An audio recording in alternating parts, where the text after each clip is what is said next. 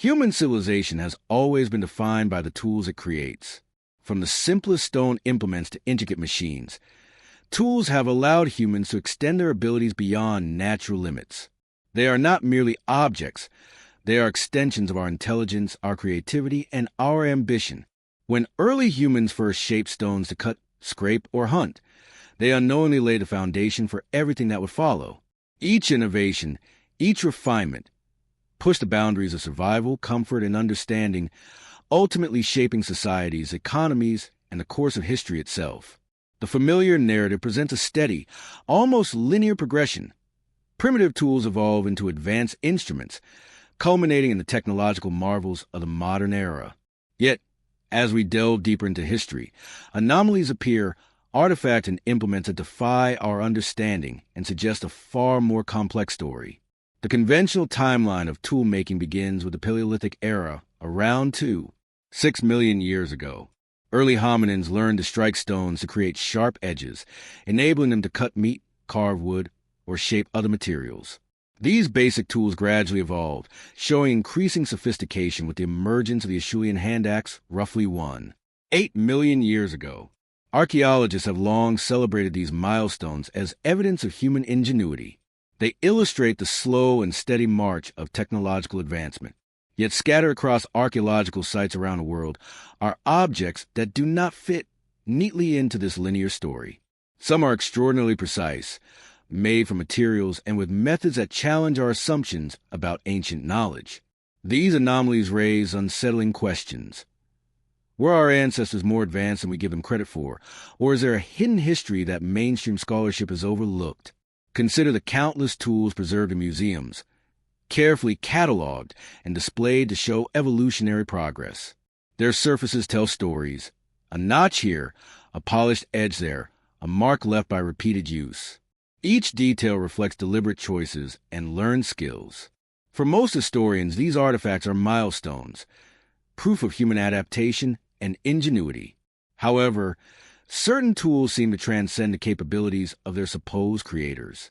Their sophistication is so striking that modern scientists, equipped with centuries of accumulated knowledge and precision instruments, struggle to reproduce them using historically documented methods. This juxtaposition between what is expected and what is found creates a tension that runs through the study of ancient tools, the accepted history versus a hidden reality. The intrigue deepens when we examine the context in which these tools were discovered. Some are embedded in geological layers far older than the civilizations traditionally credited with their creation. Others are composed of alloys or materials that were thought to have been developed only in modern times. A recurring theme emerges. These artifacts exist in a gray zone, caught between plausibility and impossibility. The more one studies them, the more evident it becomes that our conventional understanding of technological evolution may be incomplete. Scholars debate, sometimes heatedly, whether these objects are anomalies, misinterpretations, or evidence of lost knowledge. Yet the artifacts themselves remain silent witnesses, their secrets encoded in metal, stone, and crystal. Human curiosity is a force that propels discovery, and tools are its tangible manifestation. Every generation attempts to build, improve, and innovate, yet these ancient anomalies suggest that curiosity alone may not explain everything. Some tools appear almost as if they were designed with knowledge far beyond their era. The precision, functionality, and materials hint at a sophisticated understanding of physics, chemistry, and engineering. We see evidence of machining, metallurgy, and assembly techniques that modern scientists only began to rediscover centuries later. In many ways, these objects act as bridges across time, connecting us to ancestors who may have known more than history records. It is important to recognize that this exploration is not about undermining human progress. Modern technology is extraordinary in its own right, and the cumulative achievements of humanity are monumental. Yet, these ancient tools demand a pause, a moment to reconsider the linear narrative that history has taught us. By examining them closely, we are forced to ask uncomfortable questions. Were these innovations isolated accidents, or do they represent a continuum of lost knowledge? How much of the ancient world's ingenuity has been forgotten, hidden, or ignored? And what does that imply about our understanding of human potential across millennia? Even more fascinating is the psychological impact of encountering these tools. They provoke awe and curiosity, but they also unsettle. They force us to confront the possibility that what we know is limited, that history may be layered with forgotten genius. This tension between what is accepted and what is hidden is what drives the investigation that follows. Each section of this documentary will take the viewer deeper into that world, revealing tools that are not merely historical artifacts, but keys to mysteries that continue to defy explanation. The contrast between modern expectations and ancient realities is stark and often jarring, yet it is precisely this tension that captivates and challenges us. In this journey, we will meet instruments so sophisticated that they rival modern equivalents, techniques so precise that they defy conventional timelines, and evidence that pushes the boundaries of what is considered possible. By doing so, we aim to not only explore the artifacts themselves, but also to illuminate the societies, knowledge systems, and human ambition that created them. The familiar story of tool-making, linear and neat, gives way to a more complex, layered narrative, one that acknowledges both what is known and what remains hidden. It is a story of human ingenuity, forgotten mastery, and enduring mystery. Ultimately, this section sets the stage for a cinematic exploration into the hidden history of human innovation. It challenges viewers to question assumptions, consider alternative possibilities, and engage with the ancient world not as a distant primitive past, but as a source of wonder, sophistication, and mystery. The familiar tale of tools evolving from simple to complex is only part of the picture. The anomalies, the inexplicable artifacts, and the lost knowledge suggest a richer, deeper story, one that we are just beginning to uncover. As we move forward, each tool, each artifact, will serve as a portal, inviting us to peer into a world where mastery, knowledge, and ingenuity existed long before recorded history acknowledged them. The Antikythera mechanism is often referred to as the world's first computer, yet that description only scratches the surface of its mystery. Discovered in 1901 among the wreckage of a Roman cargo ship off the coast of the Greek island Antikythera, this ancient device has challenged scientists, historians, and engineers for over a century. At first glance, it appears to be a simple assembly of bronze gears, corroded and fragmented by centuries underwater. Yet, through meticulous reconstruction and modern imaging technology, it reveals a level of sophistication that seems inconceivable for its era, dating back to approximately 100 BCE. The complexity of this mechanism suggests not a primitive society experimenting with gears, but a culture possessing an advanced understanding of astronomy, mathematics, and mechanical engineering. The contrast is striking. While conventional history often portrays ancient civilizations as limited in their technical capabilities, the Antikythera mechanism demonstrates ingenuity that rivals machinery from a European Renaissance, centuries later. The device consists of at least 30 interconnected bronze gears, carefully arranged to calculate and display celestial cycles. It could predict eclipses, track planetary positions, and even account for the irregularities of the moon's orbit, an achievement of astronomical precision. These functions imply a deep knowledge of celestial mechanics, far beyond the observational methods usually attributed to the ancient Greeks. When historians first attempted to comprehend the mechanism, many dismissed it as an anomaly, a one-off creation whose sophistication could not possibly have been replicated or explained. However, the more researchers studied it, the clearer it became that the Antikythera mechanism was a product of a long tradition of mechanical knowledge, perhaps lost to time. This raises a provocative question. If such technological mastery existed over 2,000 years ago, what else might ancient civilizations have achieved that we have yet to discover? The discovery of the mechanism itself was almost accidental. Greek sponge divers, searching the seabed for sponges, stumbled upon the remains of shipwreck and recovered numerous artifacts, including statues, jewelry, and pottery. Among these treasures lay corroded bronze fragments that initially drew little attention. It was only years later, with closer examination, that scholars realized these fragments contained complex gearing. The patience and ingenuity of modern researchers, using X-ray tomography and 3D modeling, revealed the intricate internal structure hidden beneath centuries of corrosion. They uncovered gear teeth, pinions, and inscriptions, some still legible, that recorded the functions of the device. The inscriptions themselves were remarkably detailed, providing instructions for operating the mechanism and explaining astronomical phenomena. Such sophistication in both engineering and documentation is extraordinary for an age typically assumed to lack advanced technical literacy. Modern reconstructions of the Antikythera mechanism have stunned engineers. When attempting to replicate its gear ratios and functions using only the materials and techniques available at the time, experts realize the immense skill required. The precision needed to cut and align the gears accurately would challenge even contemporary machinists. The mechanism's design reflects a thorough understanding of mathematical principles, including the gearing necessary to simulate celestial cycles that are nonlinear, such as the moon's elliptical orbit. Its creators achieved this without modern tools, power sources, or knowledge of metallurgy beyond bronze working. This alone forces a reevaluation of assumptions about technological capability in the ancient world. The Antikythera mechanism is not an isolated curiosity. It is evidence of systematic expertise in mechanics, astronomy, and applied mathematics, all combined in a single, astonishing device. In addition to its mechanical genius, the mechanism provides insight into the culture that produced it. It implies that there were institutions or individuals capable of conceiving, designing, and constructing highly specialized instruments. Education, skill transmission, and knowledge preservation would have been essential. This challenges the conventional perception of ancient societies as largely practical and utilitarian. Instead, the Antikythera mechanism suggests that certain segments of society pursued theoretical knowledge, experimental craftsmanship, and precise engineering with a focus that rivals or even surpasses what many Renaissance scholars would later achieve. The device also underscores the philosophical relationship between humans and the cosmos in antiquity. Its creators did not merely observe celestial patterns. They sought to model them, predict them, and integrate them into their understanding of the universe. Yet the mechanism also embodies a profound mystery.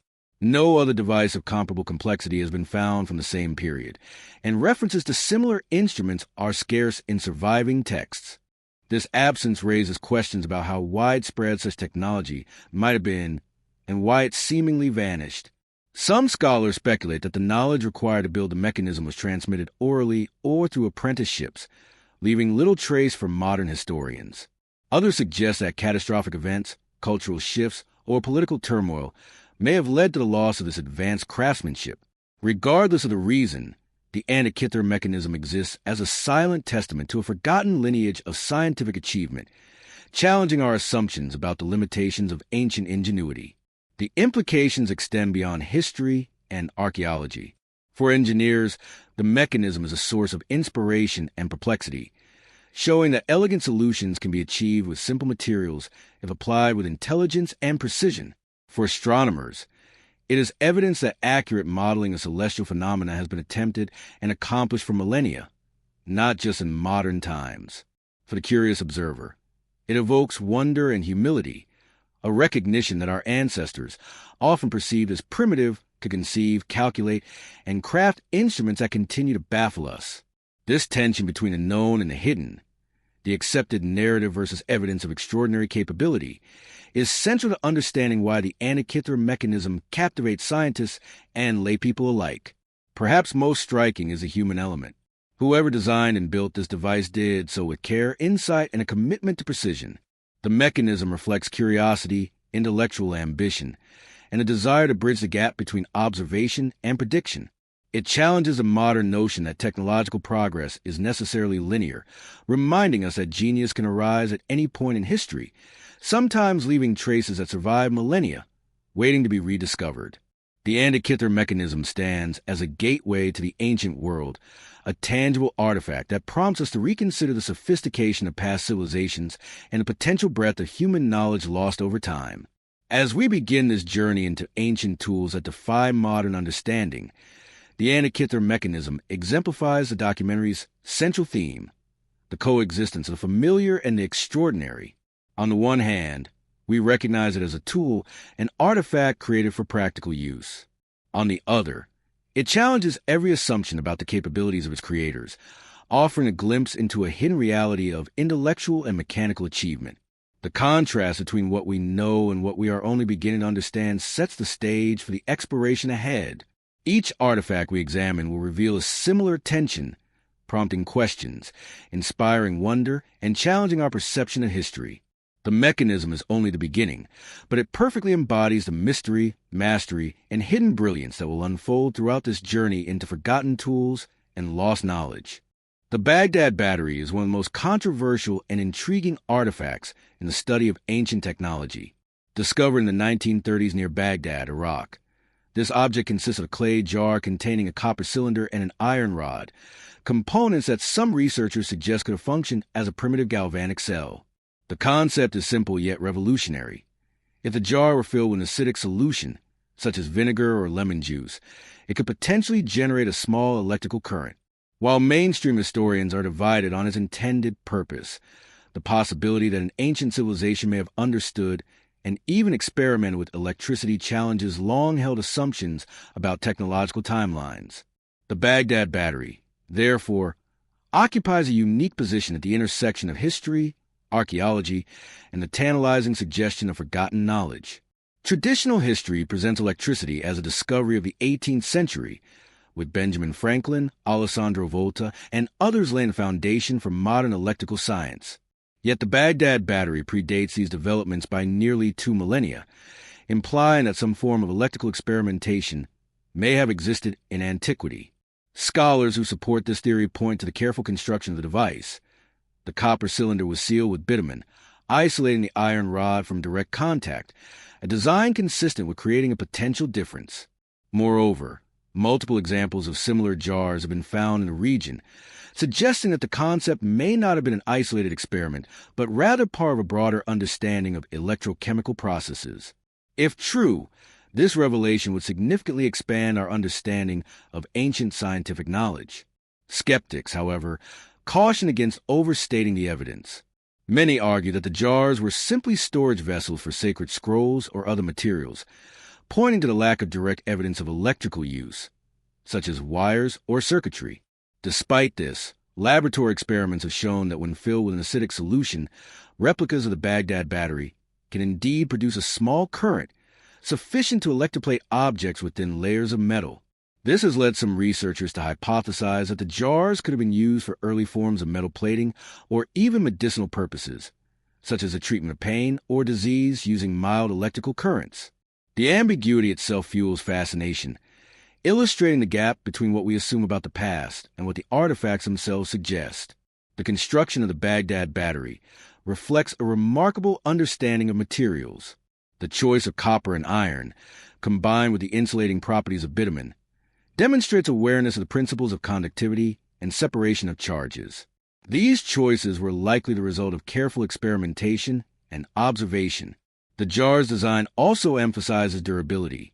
Sealed effectively, it could withstand handling, transportation, and potentially repeated use. The sophistication of such a simple device raises questions about the level of experimentation and technological awareness that existed in ancient Mesopotamia. It also compels us to reconsider how we define advanced technology, challenging the notion that electricity is exclusively a modern phenomenon. The cultural context of the Baghdad Battery adds another layer of mystery. It emerged during a period when Mesopotamia was already a cradle of civilization, producing sophisticated architecture, mathematics, astronomy, and metallurgy. These accomplishments provide a framework in which electrical experimentation could plausibly occur. Ancient civilizations were adept at observation and replication of natural phenomena. They studied lightning, magnetism, and static charges, integrating these observations into practical, spiritual, or medicinal practices. In this light, the battery may represent a convergence of curiosity, empirical testing, and practical application, rather than a random artifact with unclear purpose. It underscores the notion that our ancestors may have been more scientifically innovative than conventional history acknowledges. Laboratory reconstructions of the battery have further expanded the debate. Scientists who replicated the jars using historically accurate materials confirmed that even a small electrical current could be generated. In one experiment, a series of jars connected in sequence produced sufficient current to coat a thin layer of gold onto a metal surface, a process known as electroplating. While there is no direct evidence that ancient Mesopotamians used the jars for such purposes, the very feasibility of the experiment suggests that they possessed the technical knowledge and ingenuity to explore such applications.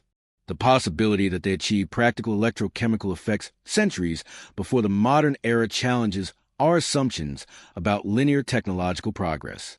The Baghdad battery also raises profound questions about knowledge loss and historical continuity. If such devices were used, why did the understanding of electricity seemingly vanish for thousands of years? One theory posits that practical applications may have been limited, experimental, or confined to elite craftsmen or priestly classes, preventing widespread adoption.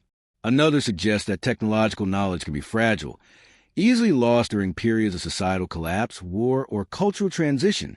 These theories, combined with the physical evidence of the jars themselves, reinforce a recurring theme in the study of ancient tools: that history is not a simple narrative of progression, but a patchwork of discoveries, innovations, and forgotten mastery.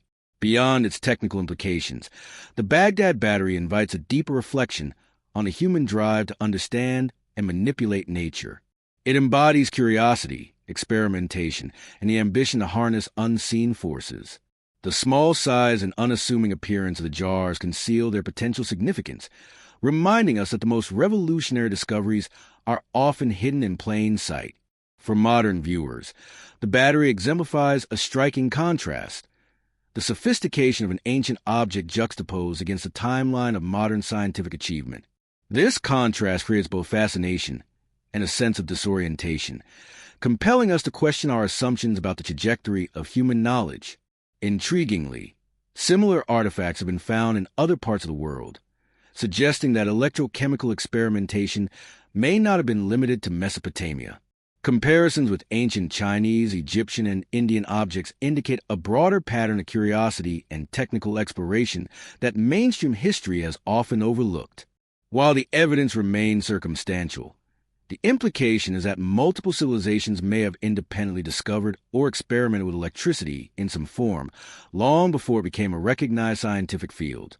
This possibility expands the narrative from a single anomaly to a global phenomenon, challenging perception of ancient societies as technologically primitive. The debate surrounding the Baghdad battery continues to fuel scholarly inquiry, public fascination, and imaginative speculation. It represents a crossroads between archaeology, engineering, and the history of science.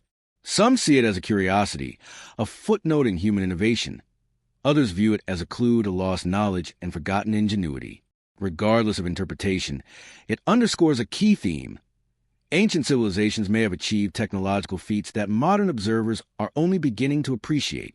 By examining the battery, we confront the limits of our understanding and recognize that artifacts are not merely remnants of the past. They are portals into a reality that often defies conventional wisdom. In exploring the Baghdad battery, we are reminded of the broader lesson of this documentary: the past is not always what it seems. Conventional history offers a structured narrative, a timeline of discoveries neatly ordered and progressing steadily. Yet artifacts like the battery disrupt that narrative, forcing us to acknowledge a world where technical sophistication, experimentation, and ingenuity may have existed long before the era textbooks suggest. The device challenges assumptions, provokes questions, and embodies a tension between known history and hidden truth. As we move forward in this journey, the Baghdad battery serves as a touchstone, highlighting the extraordinary capabilities of ancient minds and the mysteries that still lie buried beneath centuries of time. By the end of this examination, it becomes clear that the Baghdad battery is more than a simple clay jar. It is a symbol of lost knowledge, a testament to ancient curiosity, and a challenge to the linear view of technological progress. Its significance lies not only in what it may have done, but in what it represents: the enduring potential of human ingenuity, the gaps in our historical understanding, and the tantalizing possibility that civilizations long gone may have glimpsed and utilized forces we thought were modern discoveries.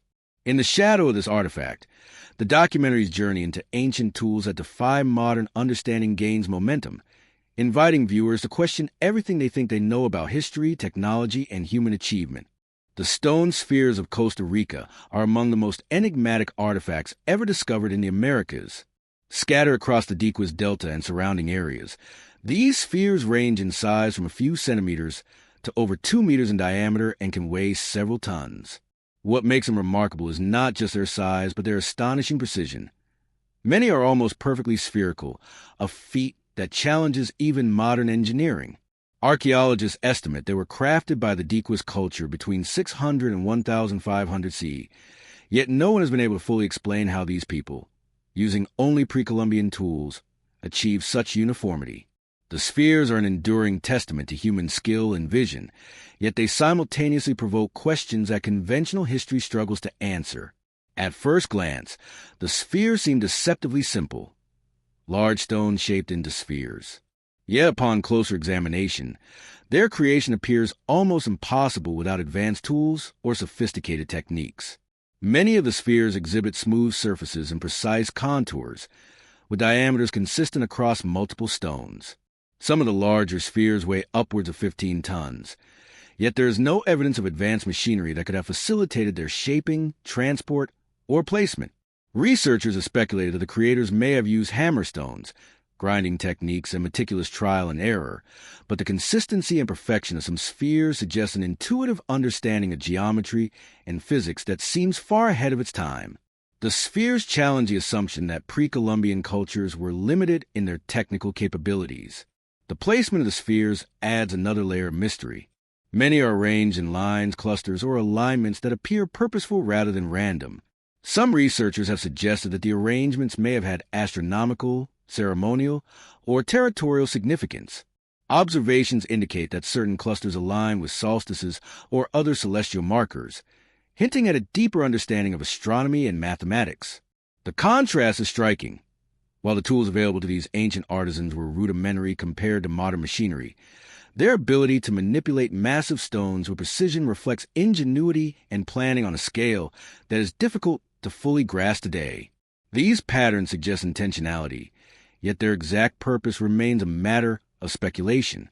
Transporting the spheres presents one of the greatest enigmas. Many were carved from stone found several kilometers away from their final locations, often across challenging terrain. Without wheels, cranes, or advanced lifting equipment, moving multi-ton stones would have required extraordinary coordination, ingenuity, and understanding of physics. Hypotheses include the use of rolling logs, sledges, ropes, and coordinated labor, yet no method fully accounts for the efficiency and precision of placement observed. This raises a profound question. Did the Dequist culture develop techniques that have since been lost, or did they possess knowledge of physics and leverage that modern engineers still struggle to replicate under similar conditions? The spheres force us to confront the limits of our assumptions about ancient technical skill. The cultural context surrounding these spheres is also compelling. They were likely associated with the social and political elite of the Dequist people, serving as markers of power, status, or spiritual significance. Many spheres were found near ceremonial sites, plazas, or burial grounds, indicating a symbolic or ritualistic function. Their size and craftsmanship imply that creating them required significant resources, labor, and planning, suggesting the existence of organized societal structures capable of mobilizing and coordinating large groups of people. The spheres, therefore, are not only technological marvels, but also cultural artifacts that reveal a society deeply engaged in both practical engineering and symbolic expression.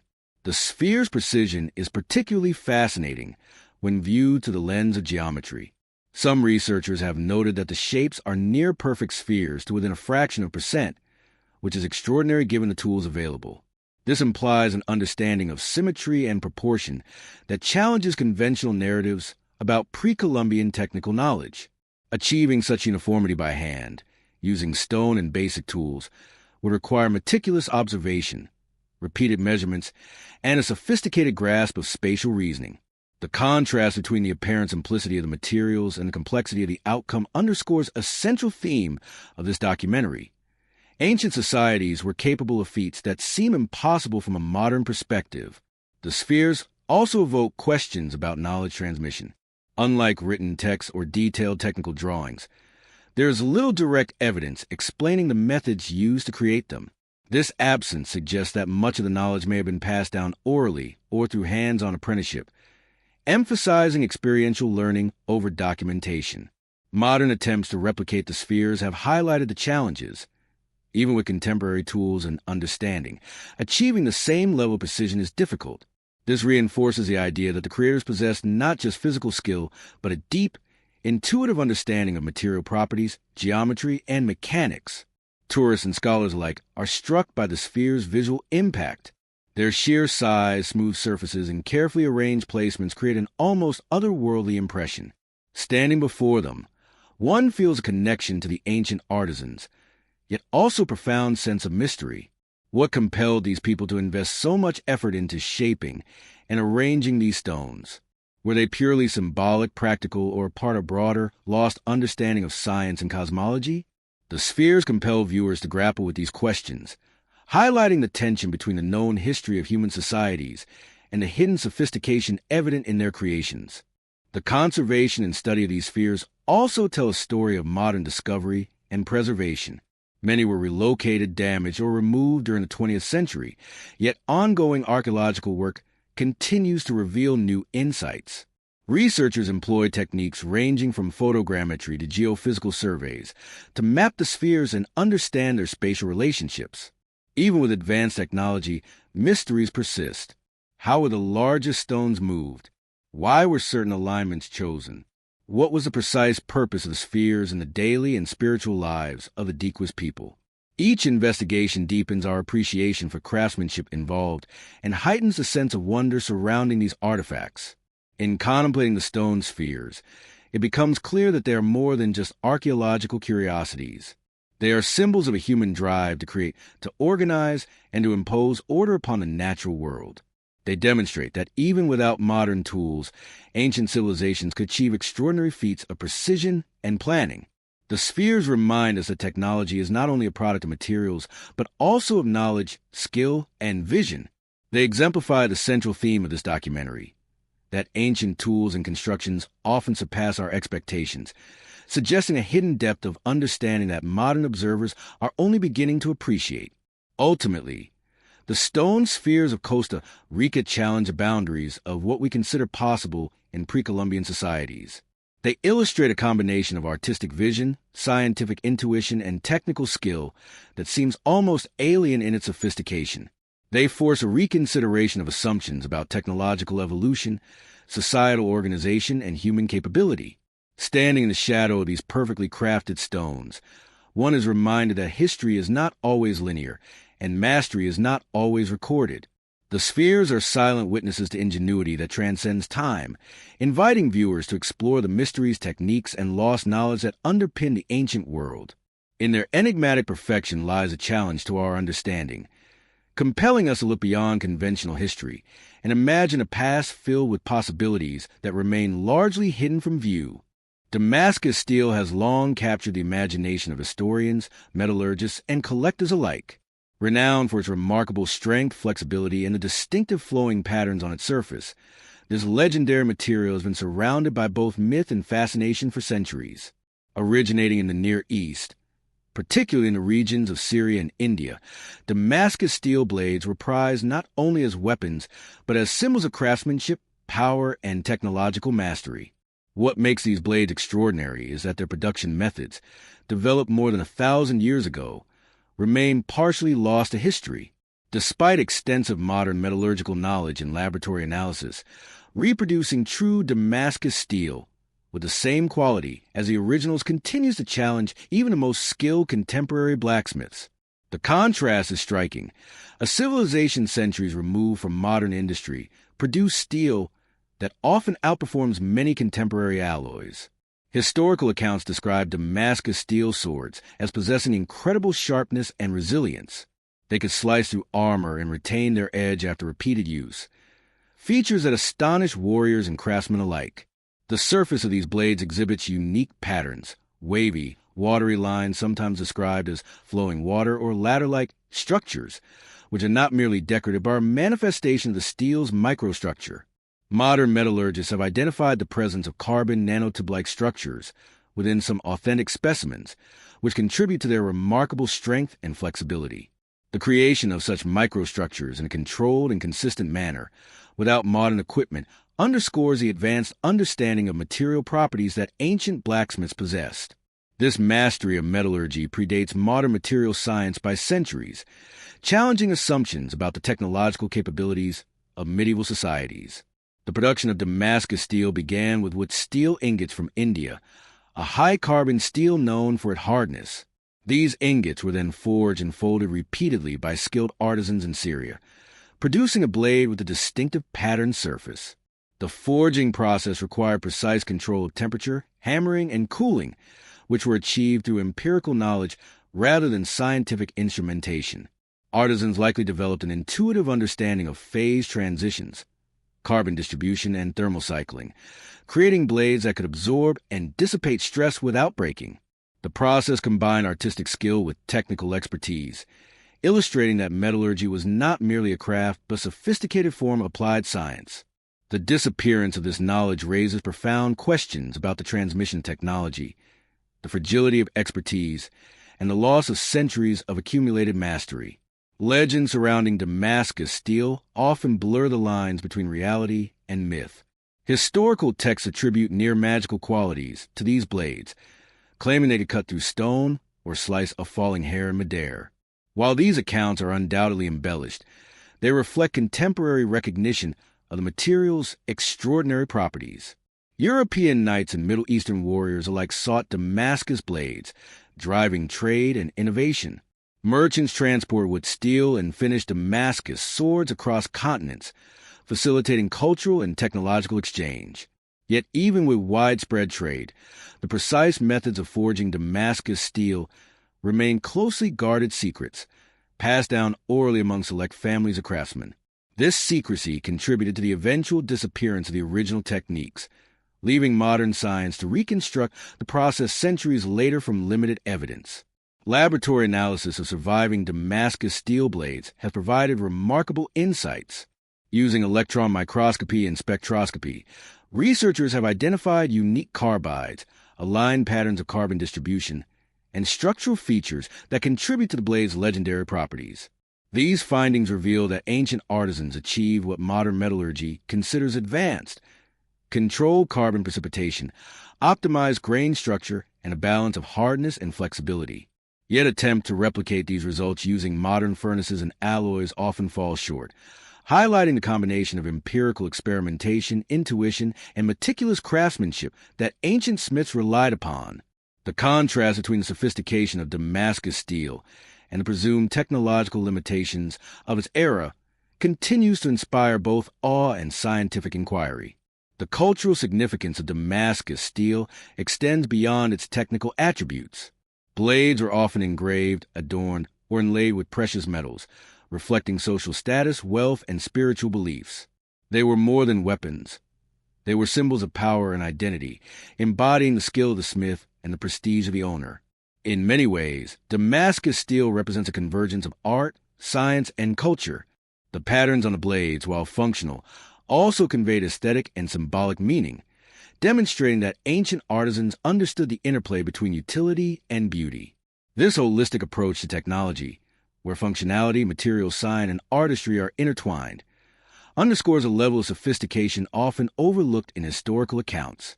Modern attempts to recreate Damascus steel often rely on combining pattern welding techniques with high-carbon steel, yet they rarely achieve the same performance or visual quality as original specimens.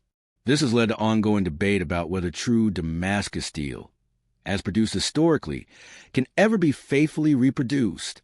Some researchers argue that environmental factors, local ores, and specific forging conditions played a critical role in producing the distinctive microstructures. Others suggest that subtle, lost techniques, perhaps involving specific hammering patterns, heating cycles, or even chemical treatments, were essential to achieving the extraordinary properties. The inability to fully replicate Damascus steel emphasizes the recurring theme of lost knowledge, highlighting how sophisticated techniques can vanish when they rely on tightly guarded traditions rather than codified scientific documentation. The legendary reputation of Damascus steel also illustrates how technology can shape cultural narratives. Ancient societies recognized and celebrated the mastery embedded in these blades, attributing them with almost mystical qualities. Their durability, sharpness, and intricate patterns became symbols of human ingenuity and technical excellence. The reverence for Damascus steel extended across generations, with tales of legendary swords inspiring both practical craftsmanship and imaginative storytelling. The contrast between this historical admiration and the modern struggle to recreate the steel underscores a critical point. Advanced knowledge and skill can exist at any point in history, but without systematic preservation, even the most extraordinary achievements can fade into obscurity. The story of Damascus steel provides an essential bridge in understanding the broader narrative of ancient tools and forgotten mastery. It exemplifies the intersection of science, craftsmanship, and culture, demonstrating that innovation is not always linear and that technical knowledge can emerge, flourish, and disappear across centuries. By examining Damascus steel, we confront the tension between what is historically recorded and what was practically achieved, highlighting the ways in which civilizations have produced tools that challenge modern understanding. These blades, once wielded by warriors and admired across continents, now serve as tangible evidence of human ingenuity that transcends time. Ultimately, Damascus steel reminds us that the past is filled with technological brilliance that often goes unrecognized. It embodies a potential of empirical observation, careful experimentation, and the creative application of knowledge. The challenges faced by modern metallurgists attempting to replicate these blades highlight the enduring sophistication of ancient craftsmen, whose achievements continue to inspire wonder and curiosity.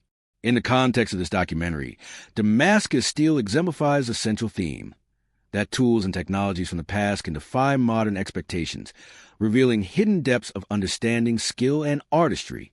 Each blade tells a story not only of technical achievement, but also of a culture capable of blending functionality, aesthetic mastery, and scientific insight in ways that remain remarkable even today. Roman concrete is one of the most enduring mysteries of ancient engineering, and its durability has captivated historians, architects, and material scientists alike. While modern concrete structures often degrade within decades, Roman harbors, aqueducts, and monuments have survived for over 2 millennia, standing as a testament to the ingenuity of their creators. Unlike contemporary Portland cement, which relies on artificial additives and chemical formulations, Roman concrete was composed of lime, volcanic ash, and aggregate materials sourced locally. The combination produced a material that not only hardened over time, but also gained strength when exposed to water. This phenomenon has perplexed researchers. Why has Roman concrete proven so resilient, and how did the ancients discover this method without the benefit of modern chemistry? The story of Roman concrete begins with necessity. Rome's expansion required the construction of roads, aqueducts, ports, and public buildings capable of withstanding immense weight and environmental stress. Builders experimented with various mixtures, combining volcanic ash from regions like Pozzuoli with lime and rubble to create a binding agent that was both strong and versatile. Unlike modern concrete, which can crack or erode over time, Roman concrete exhibited self-healing properties. Microscopic chemical reactions allowed the material to strengthen with exposure to moisture, a feature that remains difficult to replicate even with today's advanced techniques. This innovation reflects not only practical ingenuity, but also a sophisticated understanding of natural materials and their long-term behavior. One of the most remarkable examples of Roman concrete's durability is found in ancient harbors, such as those at Caesarea and Puteoli. These structures were submerged in seawater for centuries, yet they remain largely intact. Modern analysis has revealed that the interaction between seawater and the volcanic ash in the concrete facilitated the growth of crystalline structures, which reinforce a material over time. This process, unknown to modern engineers until recently, demonstrates an advanced understanding of natural chemical reactions. It also suggests that Roman builders were not merely applying trial and error, but possessed empirical knowledge of materials that allowed them to construct structures capable of withstanding harsh marine environments for millennia. The production methods of Roman concrete further emphasize its sophistication. Builders carefully measured proportions, mixed ingredients in specific sequences, and employed techniques that controlled curing conditions. The aggregate, often composed of volcanic tuff or brick fragments, provided stability, while the lime and ash mixture acted as a binder that became stronger with age. Some constructions incorporated pozzolanic materials, a type of volcanic ash that reacts with water to form durable compounds. Modern scientists, after extensive analysis, have struggled to replicate the exact conditions that allowed Roman concrete to achieve its remarkable longevity. Even today, concrete structures exposed to similar environmental conditions deteriorate at a fraction of the rate of their ancient counterparts. Beyond its material composition, Roman concrete reflects a broader cultural and technological sophistication. The ability to construct enduring infrastructure facilitated trade, military expansion, and urban growth. Roads and aqueducts connected cities, harbors supported commerce, and monumental buildings symbolized power and stability. The durability of Roman concrete not only served functional purposes, but also reinforced societal and political structures. It is a testament to the Romans' long-term thinking and strategic application of technology. They were not simply solving immediate construction problems. They were creating a legacy designed to endure centuries, a contrast to the often transient nature of modern infrastructure. The secrets of Roman concrete also highlight the gap between historical knowledge and modern assumptions. For centuries, scholars believe that ancient builders relied primarily on rudimentary techniques and materials. The durability of Roman structures was often attributed to sheer craftsmanship rather than an understanding of chemistry or material science. However, recent studies have revealed that the ancients had an empirical grasp of the principles governing chemical reactions, hydration, and crystalline growth. They may not have articulated these principles mathematically, but they understood them well enough to produce materials that outperform much of what is commonly used today. This challenges a linear narrative of technological advancement and underscores a theme of hidden knowledge that permeates the study of ancient tools and construction methods.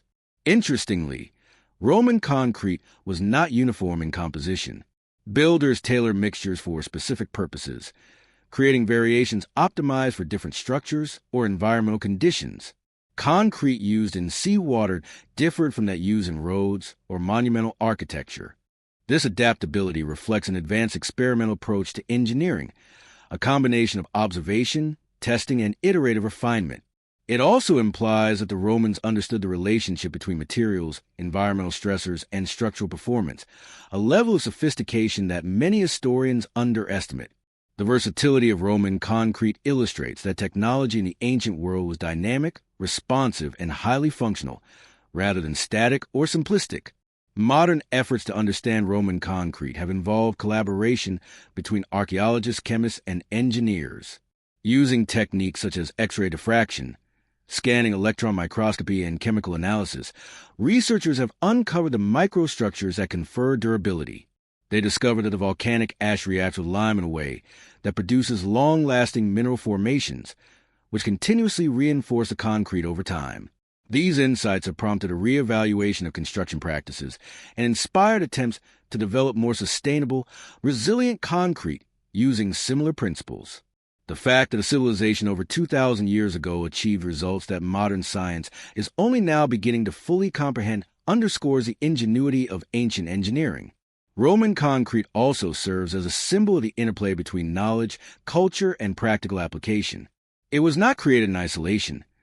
Its development reflects a society capable of combining empirical observation, experimentation, and large-scale organization. The construction of monumental structures required collaboration, planning, and transmission of knowledge across generations. Yet, despite its enduring nature, much of the detailed understanding of Roman concrete was lost over time, highlighting how advanced technological knowledge can disappear, only to be partially rediscovered millennia later. This phenomenon echoes a recurring theme in the study of ancient tools, the coexistence of extraordinary achievement and historical obscurity. The story of Roman concrete illustrates a broader theme of this documentary. Ancient civilizations often achieve feats that challenge modern understanding. These materials were not mere byproducts of circumstance, but deliberate, empirically tested innovations. They highlight the ingenuity, observational skill, and craftsmanship of the ancients, whose knowledge and techniques frequently surpass what we assume was possible.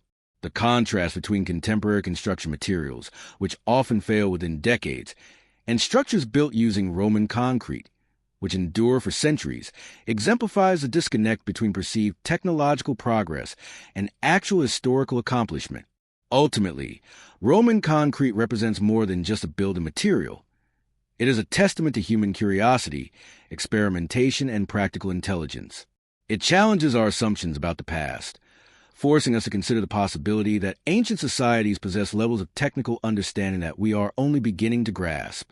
As we continue to explore ancient tools and materials that defy modern explanation, Roman concrete serves as a reminder that knowledge is not always linear and mastery is not always preserved.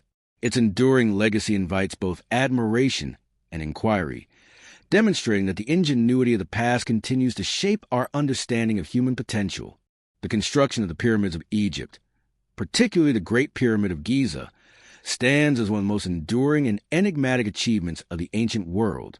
For centuries, scholars and laypeople alike have marveled at their scale, precision, and longevity, often assuming that rudimentary tools and massive labor forces alone made their construction possible. Traditional explanations suggest that thousands of workers used copper chisels, wooden sledges, and ramps to cut, transport, and assemble millions of limestone and granite blocks. Yet, when examined closely, the pyramids reveal a level of engineering sophistication that challenges this conventional narrative. The alignment of the Great Pyramid with the cardinal points, the precision of its stone joints, and the transportation of massive granite blocks from quarries hundreds of kilometers away raise questions that remain unresolved even today. The contrast is stark. A society assumed to have simple tools and limited technology manage feats that still baffle modern engineers and archaeologists. The precision with which the stones were cut and assembled is extraordinary. Many blocks fit together with tolerances of mere millimeters, a level of accuracy difficult to achieve even with contemporary machinery. Copper tools, which are often cited as the primary cutting instruments, seem inadequate for working the harder granite found in the inner chambers. Experiments using replicas of these tools reveal slow, painstaking labor, yet even such efforts struggle to account for the speed and efficiency implied by the pyramid's construction timeline. Some blocks weigh over 70 tons, yet they were quarried, shaped, and moved with seemingly minimal resources. This has led some researchers to propose that ancient Egyptians possessed techniques or tools that are no longer known to modern science, hidden methods that allowed them to achieve unprecedented precision and scale.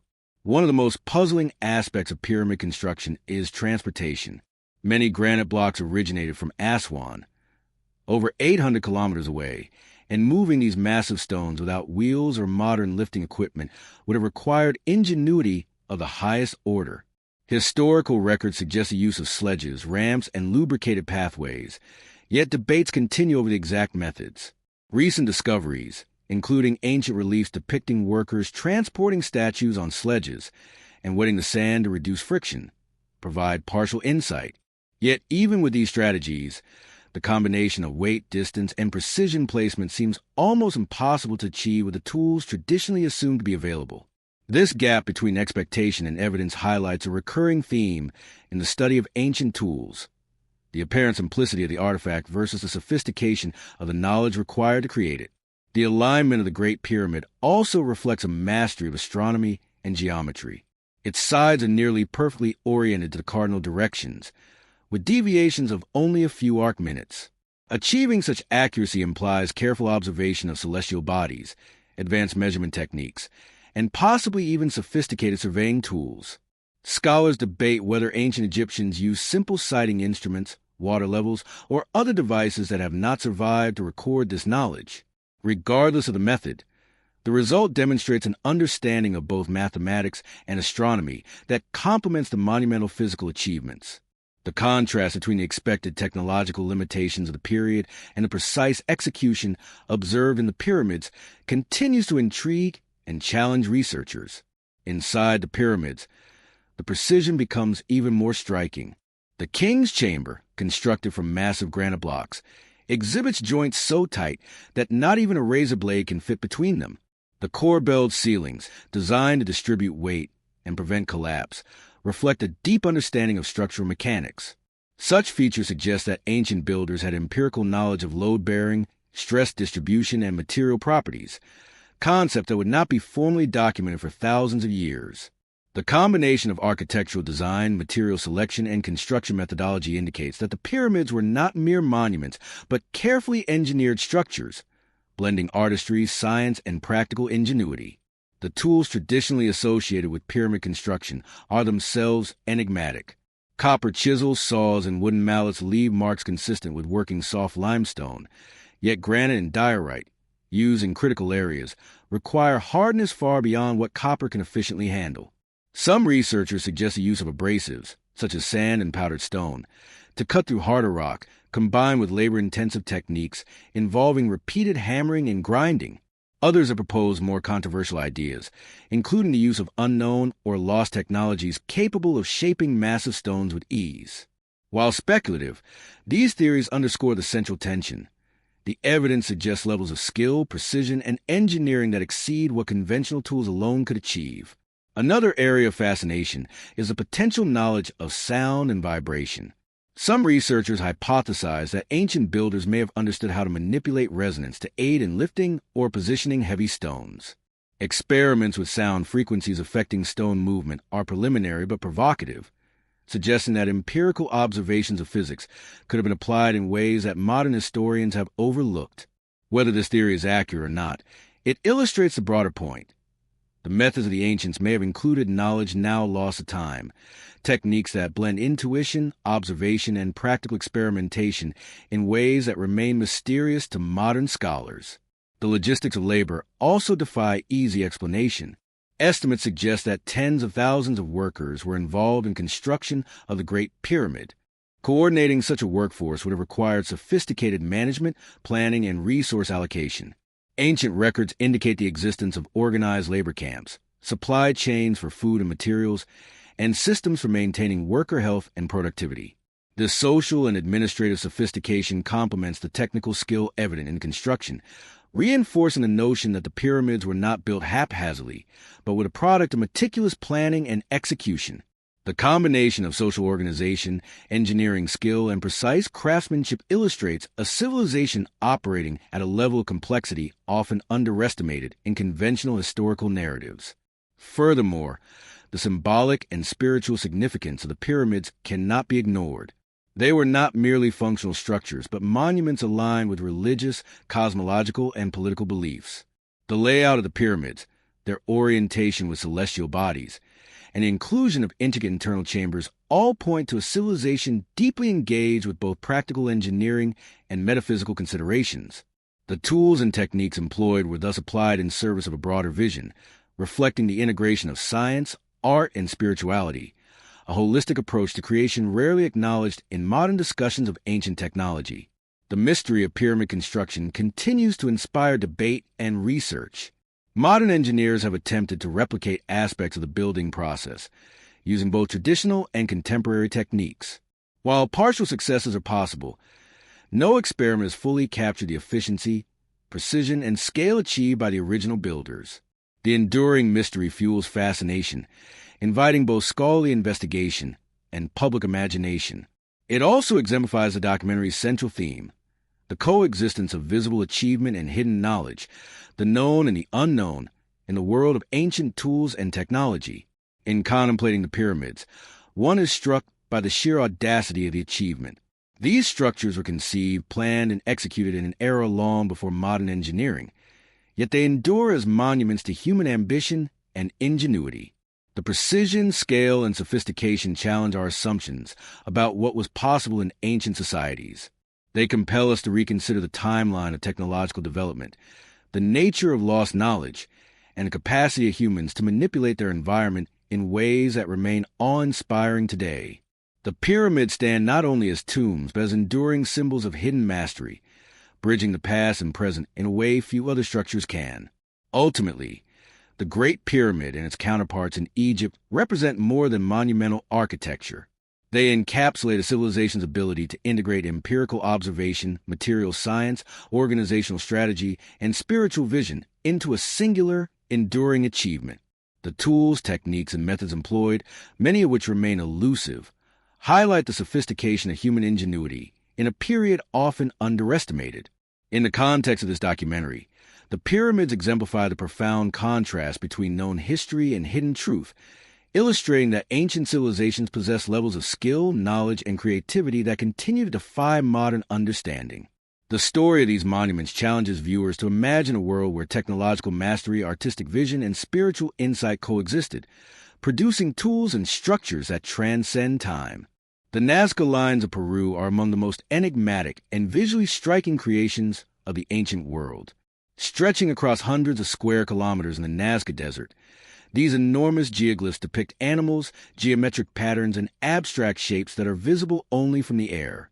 Their sheer scale and precision have baffled researchers since their discovery in the early 20th century. Traditional explanations suggest that the Nazca people, who flourished between 200 BCE and 600 CE, created the lines using simple tools and careful measurement. Yet, when viewed from a modern perspective, the execution of these geoglyphs demonstrates a level of planning, surveying, and spatial understanding that seems almost impossible without aerial observation or highly sophisticated techniques. The contrast between the apparent simplicity of their tools and the monumental scale of their creations underscores a recurring theme in the study of ancient technology: ingenuity that defies expectations. Many of the Nazca lines are colossal, with some measuring over 200 meters in length. They were created by removing the reddish surface stones to expose the lighter earth beneath, producing visible designs across the desert floor. While this process seems straightforward, the precision with which the lines are drawn is extraordinary. Straight lines extend for kilometers without significant deviation, and complex figures such as a hummingbird, monkey, or spider exhibit proportions that remain accurate when scaled up from smaller sketches. Modern engineers attempting to replicate such feats with rudimentary tools often struggle to achieve similar results, highlighting the ancient Nazca people's exceptional skill in surveying, measurement, and geometric planning. These geoglyphs are not random or decorative. They reflect intentionality, design, and meticulous execution. The purpose of the Nazca lines has long been a subject of debate. Some researchers argue they served astronomical or calendrical functions, aligning with solstices, equinoxes, or celestial bodies. Others suggest they had ritual or religious significance, perhaps related to water, fertility, or communication with deities. The line's precision and scale indicate that they were intended to be seen from above, yet the Nazca people had no known means of flight. This paradox raises questions about the methods they use to design and implement such massive works. Some theories propose the use of elevated platforms, simple surveying instruments, or geometric grids to maintain proportions and alignments. Regardless of the method, the results are undeniably sophisticated, suggesting a practical understanding of geometry and large-scale project planning. Construction of the Nazca lines would have required careful coordination and knowledge of the terrain. Despite the arid desert conditions, the lines have remained remarkably intact for over a millennium, preserved by stable climate and minimal rainfall. Researchers have found evidence that the Nazca people maintained the lines over time, clearing debris and repairing sections to preserve their visibility. This indicates an ongoing cultural and possibly spiritual commitment, implying that the lines were not created casually or hastily, but were the product of sustained effort and organized labor. The scale and accuracy of these creations demonstrate a society capable of combining technical skill, communal organization, and long-term planning, a contrast to the often fragmented portrayal of pre-Columbian societies in conventional history. Geometric shapes within the Nazca lines further illustrate their advanced understanding of proportion and symmetry. Circles, trapezoids, and spirals are laid out with meticulous precision, suggesting that the creators employed a systematic method to scale drawings accurately. Some researchers have proposed that they use ropes and stakes to establish reference points, creating grids to guide the layout of larger figures. Even with these tools, maintaining straight lines extending over kilometers and consistent geometric shapes presents a significant challenge, emphasizing the ingenuity and skill required. The Nazca lines exemplify the capacity of ancient civilizations to solve complex spatial problems with limited resources, underscoring their sophisticated approach to design and execution. Beyond technical considerations, the Nazca lines reflect cultural values and beliefs. Animals depicted in the geoglyphs often held symbolic significance, representing spiritual or ecological concepts. The intentionality behind the selection of subjects and their placement indicates an integration of knowledge, artistry, and worldview. The act of creating the lines may have been as important as their visual impact, serving as a communal ritual, a means of conveying cultural narratives, or a symbolic connection between the people and their environment. This duality, functional precision coupled with cultural expression, illustrates a multifaceted nature of ancient innovation, where practical engineering and symbolic meaning are inseparable. The discovery of the Nazca lines challenged modern assumptions about pre-Columbian societies. Scholars initially underestimated the scale, precision, and technical understanding required to produce these geoglyphs, attributing them to simple, trial-and-error methods. Yet further study revealed the necessity of advanced planning, measurement techniques, and possibly astronomical observation. The lines exemplify a recurring pattern in ancient tools and technologies. Artifacts that appear straightforward at first glance often conceal extraordinary skill, knowledge, and intention. The Nazca lines compel us to recognize that ancient civilizations achieved levels of sophistication that can still surprise contemporary observers. Modern analysis of the lines continues to provide insight into their construction and preservation. Aerial surveys, photogrammetry, and satellite imaging have allowed researchers to map the geoglyphs in unprecedented detail, revealing alignments and patterns invisible from the ground. Soil analysis shows that the lighter subsoil exposed in the lines reacts differently to environmental conditions, enhancing the longevity of the designs. These studies suggest that the Nazca people not only understood geometry and large-scale project management, but also possessed empirical knowledge of materials and environmental factors, allowing their creations to endure for centuries. Such expertise further emphasizes the advanced practical knowledge embedded in seemingly simple tools and methods. The Nazca lines also invite reflection on human curiosity and the desire to communicate across time and space. They are evidence of civilization capable of envisioning projects on a monumental scale, translating abstract ideas into tangible forms with enduring impact. The lines' continued visibility and influence challenge the assumption that complex engineering, planning, and design are exclusively modern achievements. They remind us that ingenuity is not bound by time or technology.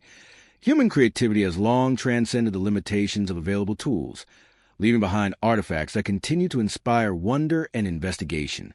In conclusion, the Nazca lines exemplify the central theme of this documentary. The extraordinary skill and knowledge embedded in ancient tools and methods often surpasses modern understanding. Their precision, scale, and longevity highlight a civilization capable of combining geometry, engineering, cultural expression, and long-term vision. While much remains unknown about the specific techniques and purposes behind the geoglyphs, the lines challenge assumptions about the limits of pre-Columbian technological capability. They serve as a striking example of hidden mastery, demonstrating that the ingenuity of ancient peoples frequently defies expectations and continues to captivate the modern imagination. By studying the Nazca lines, we are reminded that history is filled with achievements that blur the boundary between the familiar and the extraordinary, urging us to reconsider what ancient civilizations were truly capable of. Greek fire is one of the most mysterious and terrifying weapons of the ancient world, a substance that struck fear into hearts of enemy fleets and revolutionized naval warfare in the Byzantine Empire. First used in the 7th century, it was described as a liquid fire that could continue burning even on water, adhering to ships and men alike with devastating effect. Contemporary accounts speak of its ferocity in almost mythical terms: flames that could not be extinguished by water, smoke that choked the air, and fire that leaped from one vessel to another, creating chaos and destruction. The exact composition of Greek fire remains unknown, as the Byzantines closely guarded its formula, passing it down only to select craftsmen and military engineers. This secrecy has left modern historians and chemists to speculate about its ingredients and method of deployment, ensuring its place in history as both a practical weapon and an enduring enigma. Historical records suggest that Greek fire was primarily a mixture of petroleum-based substances, quicklime, sulfur, and possibly other compounds. The Byzantines developed specialized siphon mechanisms to project the liquid onto enemy ships, effectively creating an early form of flamethrower. Its effectiveness relied not only on the chemical properties of the mixture, but also on the strategic ingenuity of its deployment. Greek fire could set wooden vessels ablaze, while remaining relatively safe for the operators who wielded it, a remarkable balance of offensive power and defensive control. This dual mastery, chemical, mechanical, and tactical, demonstrates the sophisticated understanding that Byzantine engineers possessed, challenging the notion that pre-modern societies lacked advanced technological knowledge. The psychological impact of Greek fire cannot be overstated. During naval engagements, the sight of burning vessels and uncontrollable flames struck terror into enemy combatants, often determining the outcome of battles before physical engagement even commenced. Chroniclers describe a horror of facing a weapon that seemed supernatural, a substance that defied logic and human expectation. The combination of fear, spectacle, and practical lethality made Greek fire a powerful tool of both warfare and propaganda. The Byzantines understood that psychological advantage was as critical as material superiority, and they leveraged Greek fire to assert dominance over rival fleets and protect their empire's borders. Despite centuries of research, modern chemists have not definitively reproduced Greek fire, though experiments have suggested several plausible formulas. Theories include mixtures of crude oil derivatives, resins, sulfur compounds, and quicklime, potentially combined to create a substance that ignites spontaneously or can be projected while burning. Replicating the weapon requires a nuanced understanding of chemical reactions, pressure systems, and material behavior, knowledge that the Byzantines evidently possessed.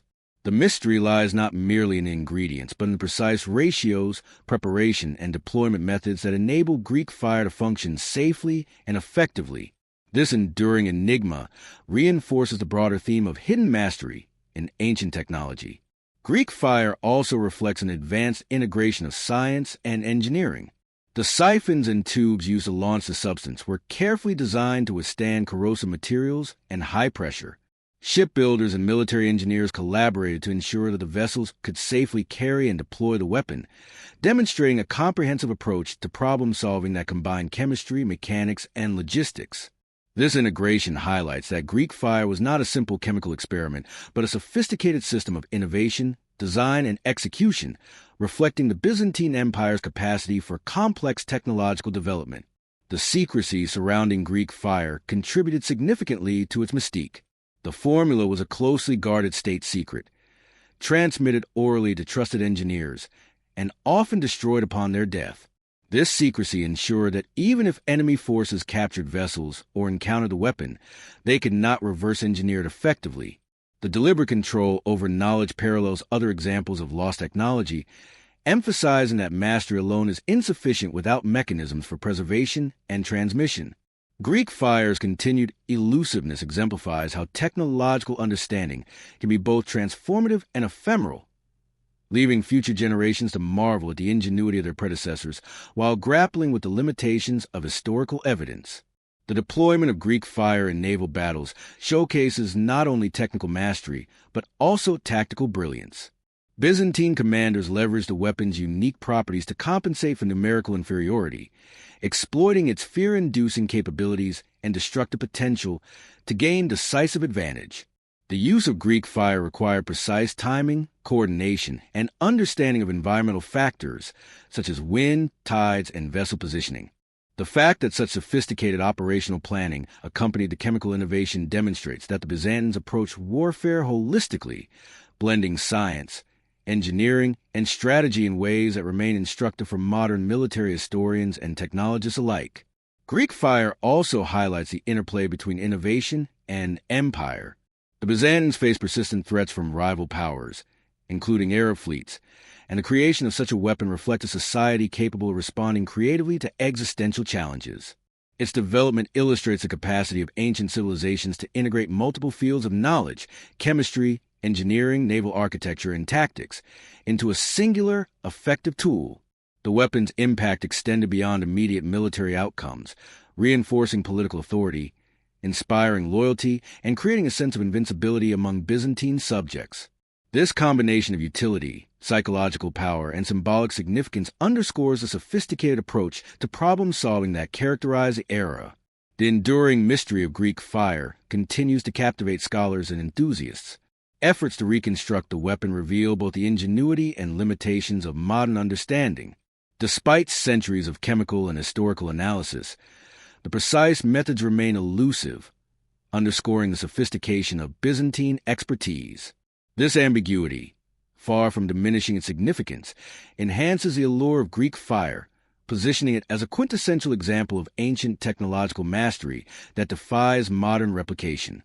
It embodies the documentary's central theme, that the ancient achieved levels of knowledge and skill that challenge our assumptions about historical capability. Furthermore, Greek fire illustrates the broader lesson of innovation constrained by necessity. Faced with threats to their empire, the Byzantines engineered a solution that transcended the conventional technological limits of their time. The weapon's creation required empirical experimentation, observation of material properties, and iterative process of refinement, all hallmarks of scientific thinking long before formalized modern science. The fact that this innovation has not been fully reproduced today underscores the sophistication and originality of Byzantine ingenuity. Greek fire remains a testament to the potential for human creativity to produce extraordinary solutions under pressure, leaving an indelible mark on history. Ultimately, Greek fire exemplifies the intersection of chemistry, engineering, strategy, and secrecy in the ancient world. Its impact on naval warfare, psychological operations, and political authority demonstrates the multifaceted significance of technological mastery. The enduring mystery surrounding its composition and deployment invites reflection on the broader patterns of innovation, knowledge transmission, and loss in human history. Greek fire is not merely a weapon. It is a symbol of ingenuity, a challenge to modern assumptions, and a reminder that the past is replete with sophisticated, often hidden, achievements that continue to astonish and inspire. By studying Greek fire, we confront the tension between known history and concealed mastery, appreciating that even centuries-old technologies can defy modern understanding and illuminate the extraordinary capabilities of ancient civilizations. The Antikythera mechanism is one of the most extraordinary examples of ancient technological sophistication, a device that challenges conventional assumptions about the capabilities of civilizations over 2 millennia ago. Discovered in 1901 among the wreckage of a Roman-era ship off the coast of the Greek island of Antikythera, this intricate mechanism comprises a complex assembly of bronze gears, dials, and pointers. Radiographic analysis has revealed that it functions as an analog computer, capable of predicting astronomical positions, eclipses, and even calendrical cycles with astonishing precision. Its level of complexity is such that many historians and engineers were initially skeptical that an artifact of this era could possess such advanced mechanical understanding. The Antikythera mechanism stands as a testament to the ingenuity of its creators, illuminating a level of scientific and engineering mastery that has no equal in the surviving artifacts of the ancient world. The construction of the mechanism demonstrates profound knowledge of both astronomy and mechanics. The device contains over 30 meshing gears, each meticulously cut and aligned to represent cycles of the sun, moon, and planets. Through the manipulation of dials, its operator could calculate the timing of lunar and solar eclipses, track the phases of the moon, and even forecast celestial phenomena for decades in advance. The precision required to create such interlocking gearwork suggests that its makers possess not only advanced technical skill, but also a deep understanding of celestial patterns, mathematical modeling, and gear ratios.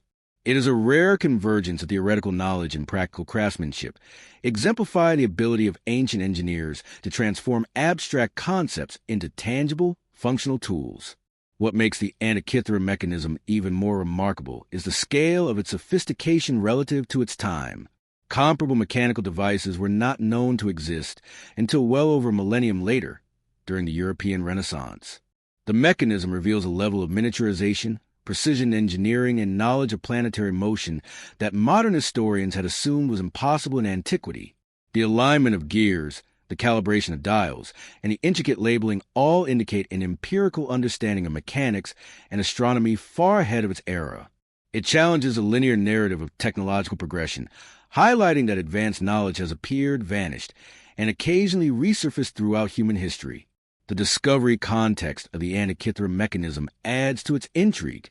Salvaged from a shipwreck dating to approximately 70 BCE, it was likely part of cargo intended for a wealthy or scholarly patron.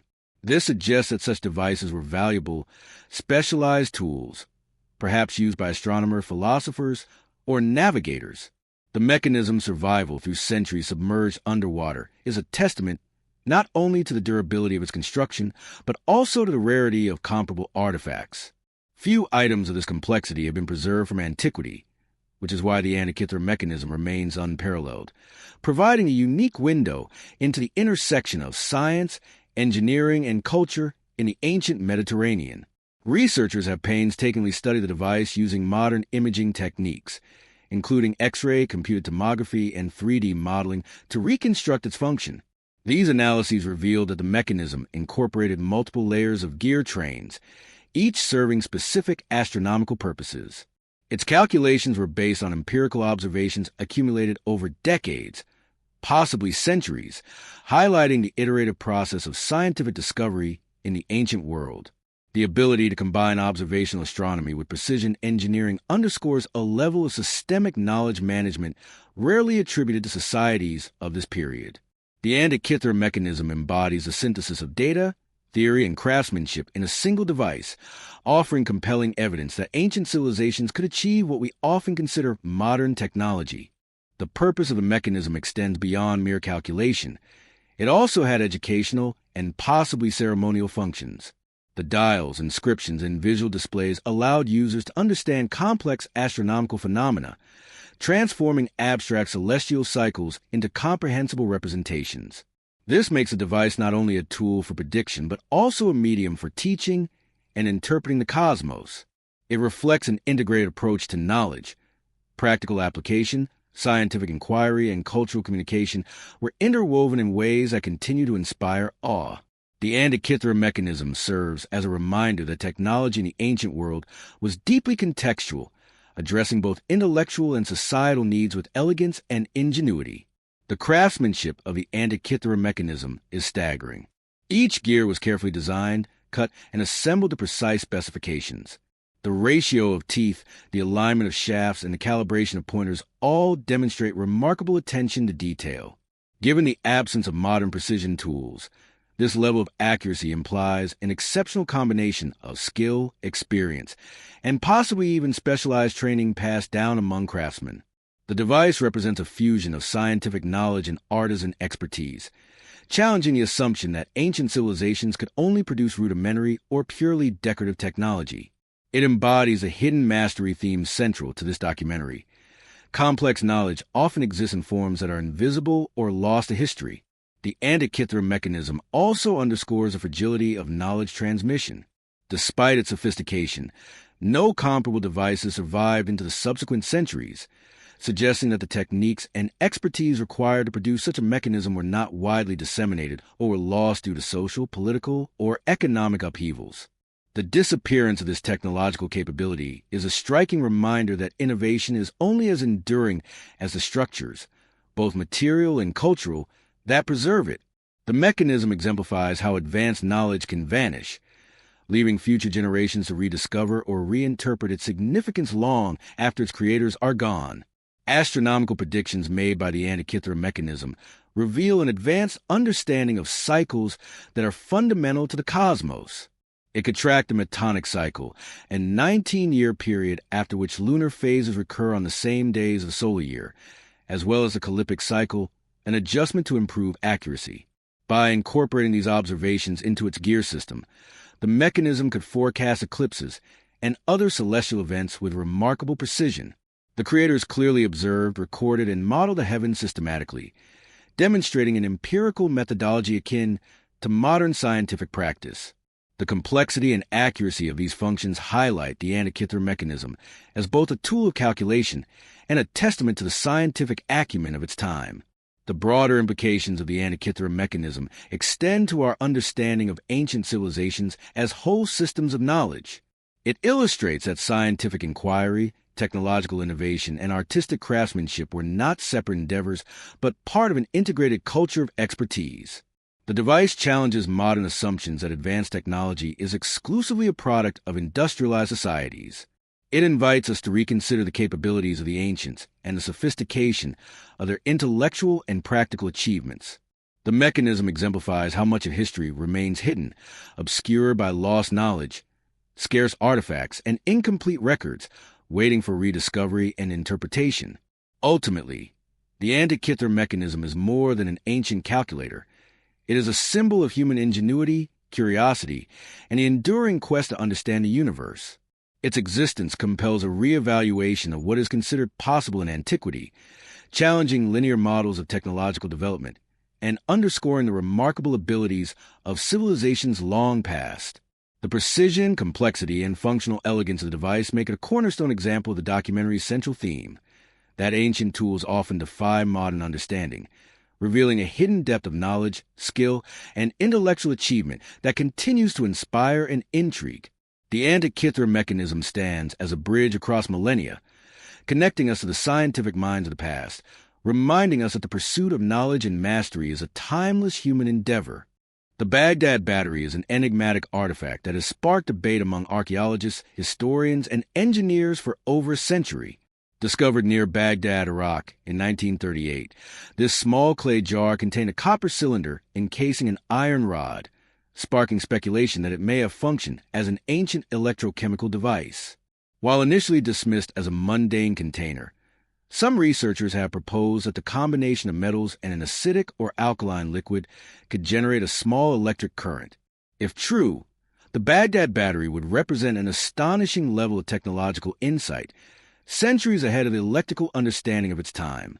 The artifact challenges conventional narratives about ancient technology, raising profound questions about the experimentation, innovation, and scientific curiosity present in ancient civilizations. The construction of the Baghdad Battery is deceptively simple, yet potentially profound in its implications. The jar, copper cylinder, and iron rod could be combined with vinegar or lemon juice to create a rudimentary galvanic cell, producing a voltage sufficient for electroplating or other basic chemical reactions. While the evidence is circumstantial, experiments replicating this setup have demonstrated that it can indeed generate electricity. The question is not only whether it was intentionally designed for this purpose, but also whether ancient people understood the underlying principles of electrochemistry. Even if accidental, the artifact demonstrates a capacity for practical experimentation and observation that defies assumptions about the scientific capabilities of time. The potential uses of such a device are as fascinating as they are mysterious. Some scholars have suggested that it may have been employed to coat objects within layers of gold or silver, a process known as electroplating. Artifacts from Mesopotamia and nearby regions show evidence of metallic coatings, and the Baghdad Battery could plausibly provide the means to achieve this. Others speculate that it may have had medical or ritual applications, such as delivering small electric shocks for therapeutic purposes. While these theories remain speculative, the mere possibility of functional electrochemistry in antiquity is enough to challenge our understanding of technological timelines, emphasizing the ingenuity and curiosity of ancient engineers. The secrecy and rarity of such devices suggest that knowledge was limited and specialized. The Baghdad Battery appears to be an isolated find, with few comparable artifacts discovered in the surrounding regions. This rarity implies that such technology, if intentionally created, was not widely disseminated. It may have been confined to select craftsmen, alchemists, or religious practitioners who experimented with natural materials to produce effects that appear astonishing to modern eyes. The combination of metals, liquids, and containers demonstrates careful experimentation and a willingness to observe the interactions between different substances, reflecting a proto-scientific mindset that resonates with the broader theme of hidden mastery in ancient tools. The Baghdad Battery also highlights the ancient understanding of materials and chemical properties. Copper and iron were carefully chosen, likely for their conductive properties and availability. The use of an acidic or alkaline solution to induce a reaction demonstrates a form of applied chemistry, even if the underlying theory was unknown. Ancient artisans were evidently capable of manipulating materials in sophisticated ways, relying on empirical observation and practical experimentation to achieve desired results. The artifact serves as a reminder that knowledge in the ancient world was often practical and observational, not always codified in writing, yet highly effective in achieving tangible outcomes. Modern experimentation has attempted to recreate the Baghdad Battery and test its potential. Researchers have successfully generated small voltages and currents using recreated versions, confirming that such a device could produce electricity under the right conditions. The implications of this are profound. A civilization that existed 2,000 years ago may have had access to forms of electrical experimentation long before the scientific revolution. While definitive evidence of its use remains elusive, the functional plausibility alone forces a reevaluation of what we consider technologically possible in antiquity. The artifact blurs a line between myth and science, highlighting how simple materials, combined with curiosity and ingenuity, can produce effects that challenge modern assumptions. The Baghdad Battery's discovery also raises broader questions about the transmission and loss of knowledge. Even if the device was fully understood and used intentionally, the absence of widespread adoption suggests that either the techniques were lost, closely guarded, or considered esoteric. This pattern is echoed throughout history. Many advanced tools and techniques appear briefly and then vanish, leaving future generations puzzled and searching for answers. The artifact illustrates that technological sophistication is not always linear or continuous. Knowledge can emerge, flourish, and disappear, leaving only tantalizing traces of mastery. Cultural context further enriches the mystery. Mesopotamian societies were advanced in metallurgy, chemistry, and trade, creating a fertile environment for experimentation. The Baghdad battery may have been part of broader technological and artistic practices, including production of decorative metals, ritual artifacts, or experimental devices. Its existence suggests that ancient peoples were not only capable of practical problem-solving, but also willing to explore new methods, observe outcomes, and refine techniques. The artifact exemplifies how technology in the ancient world often combined utility, aesthetics, and experimentation, creating tools that were functional, innovative, and culturally meaningful. The enduring fascination with the Baghdad battery lies not only in its potential functionality, but also in questions it raises. How much knowledge has been lost over the millennia? How many innovations were intentionally hidden, restricted, or simply forgotten? The artifact invites us to consider the richness of ancient ingenuity and the complexity of civilizations often underestimated in modern historical narratives. It also demonstrates the recurring theme of hidden mastery, tools and technologies that, while appearing simple or obscure, reveal sophisticated understanding when examined closely. Ultimately, the Baghdad battery challenges our perception of what ancient societies could achieve, whether it was a deliberate electrochemical device, a ceremonial object, or a misunderstood container. It embodies the spirit of experimentation, observation, and practical ingenuity. The artifact exemplifies how simple materials, clay, copper, iron, and an acidic solution can be combined to produce surprising and technologically significant results. In doing so, it highlights the creative and intellectual capabilities of civilizations long past, reminding us that ancient people were capable of discoveries that resonate with modern science and continue to defy our expectations. The Baghdad battery, like other ancient tools explored in this documentary, underscores a central theme. Hidden knowledge, empirical mastery, and the ingenuity of the past often surpass the limits of modern understanding, challenging us to reconsider what is truly possible in the ancient world. Roman surgical instruments reveal a level of medical sophistication that continues to astonish modern historians and clinicians. Archaeological excavations across the Roman Empire have uncovered a vast array of tools, including scalpels, forceps, bone drills, catheters, and specialized probes, many of which bear remarkable similarity to instruments used in contemporary surgery. These tools were meticulously crafted from bronze, iron, and steel, demonstrating not only technical skill in metallurgy, but also a nuanced understanding of ergonomics, precision, and material suitability for delicate procedures. Far from being crude or rudimentary, Roman surgical instruments reflect a society that valued medical knowledge, precision, and the minimization of patient trauma, challenging the notion that advanced surgical practice is exclusively a modern development. The sophistication of Roman medicine extended beyond the instruments themselves to the techniques and practices employed by physicians. Ancient texts, such as those by Galen and Celsus, provide detailed accounts of surgical procedures, from cataract removal to complex wound management.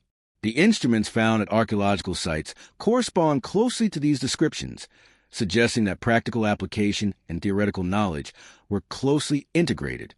This indicates a level of empirical observation and experimentation that allowed physicians to refine their tools and techniques over time. For instance, the design of forceps and hooks enabled precise manipulation of tissue, while the use of scalpels and chisels facilitated delicate incisions and bone work, reflecting a combination of skill, innovation, and understanding of human anatomy. Roman surgeons also demonstrated a profound understanding of hygiene and patient care. Surgical instruments were often sterilized using boiling water or vinegar, a practice that significantly reduced infection risk in an era before germ theory. This attention to cleanliness, combined with careful surgical technique, reflect an empirical understanding of health and disease transmission, even without modern microbiology. Instruments were often stored in specialized cases, organized to facilitate quick access during procedures, illustrating the practical and logistical sophistication of Roman medical practice. The combination of technical innovation, hygiene, and procedural organization demonstrates a culture capable of applying scientific observation to improve outcomes, emphasizing the empirical mastery evident in ancient tools. The versatility of Roman surgical instruments is striking. Many tools were multi-purpose, designed to accommodate various procedures and patient needs. Bone drills, for instance, could be used to remove necrotic tissue, drain abscesses, or perform trepanation, one of the earliest known forms of cranial surgery.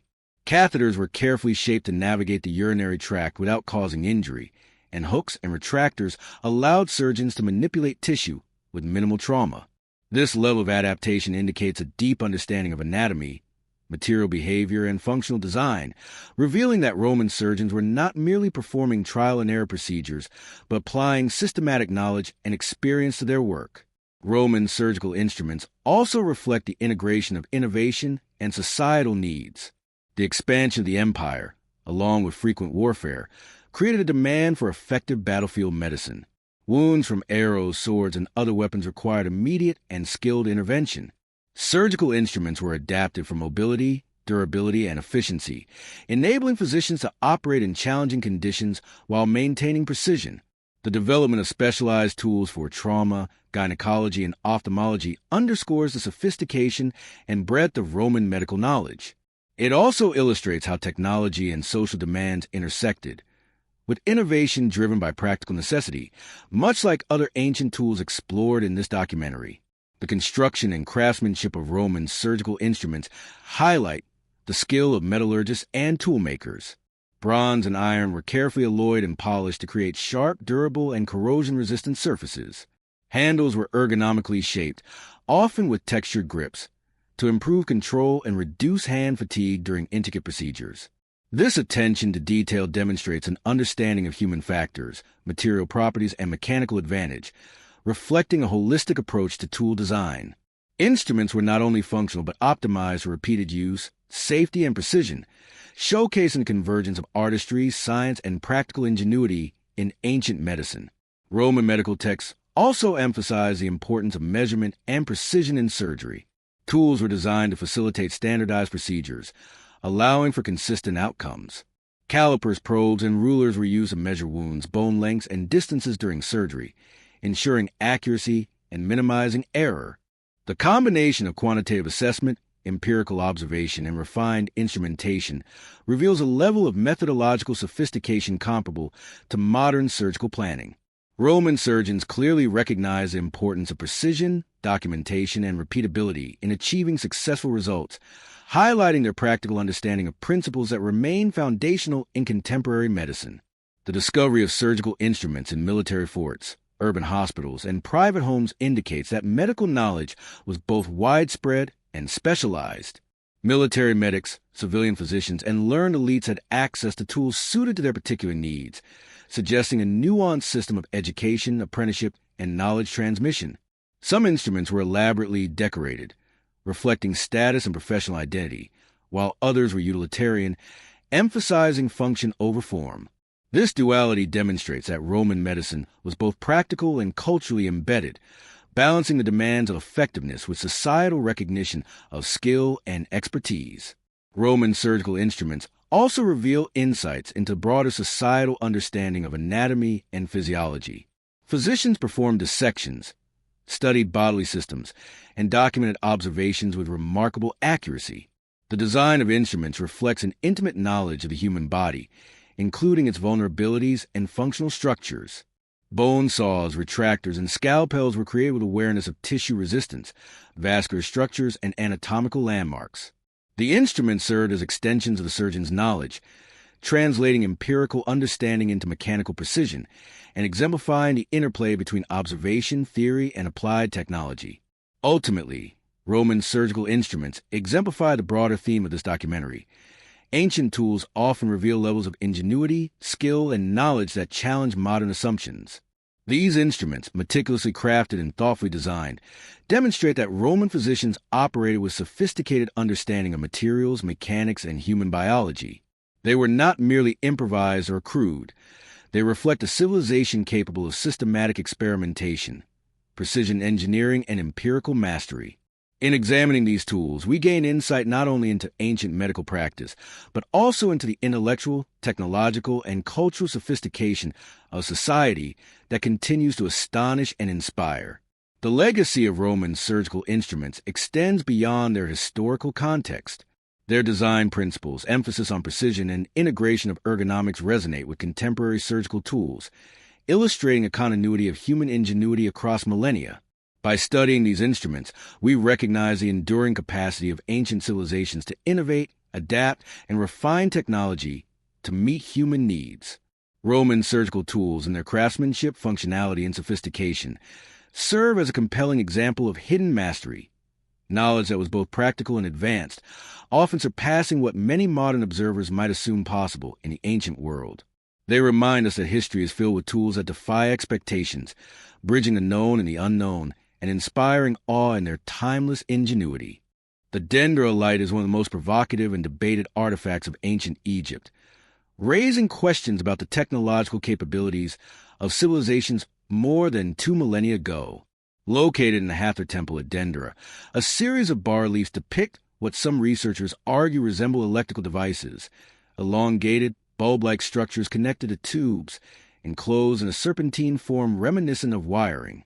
Traditional Egyptologists interpret these carvings as symbolic representations of the Egyptian creation myth, depicting the lotus flower, the snake deity, and the divine interplay of light and life.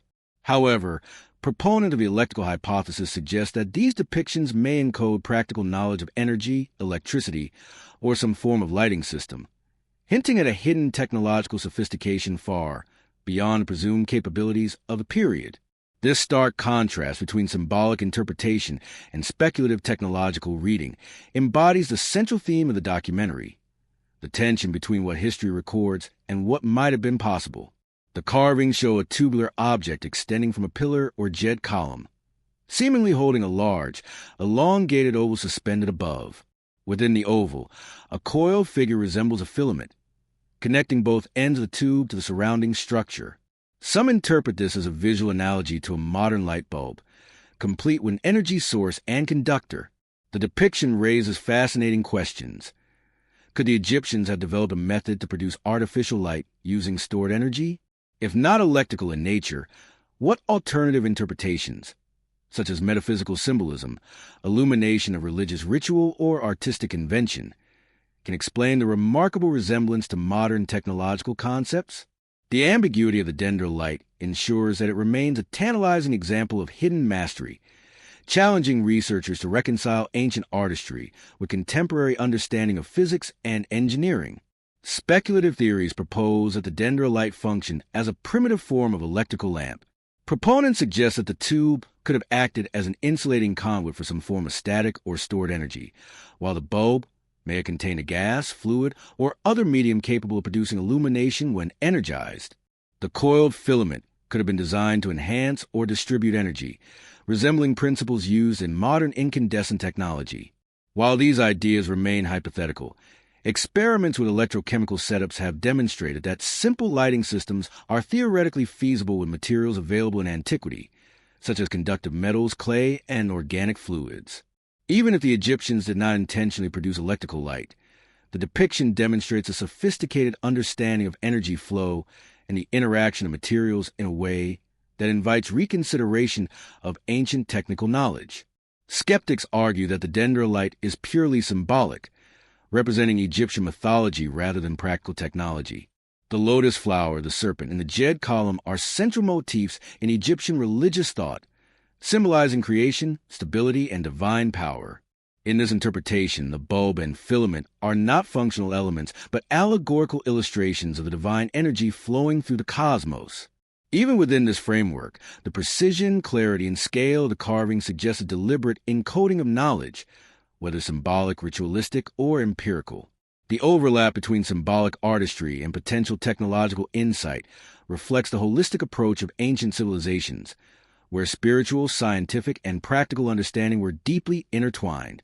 The dendrolite also underscores the challenge of interpreting ancient tools through a modern lens. Much like other enigmatic artifacts, it defies straightforward categorization, straddling the boundary between mythology, engineering, and artistic expression. Modern observers are compelled to ask whether symbolic depictions might simultaneously convey functional principles, reflecting a lost understanding of energy, optics, or mechanics. The Egyptian artisans responsible for these reliefs were undoubtedly highly skilled, and their work exhibits careful attention to proportion, detail, and perspective.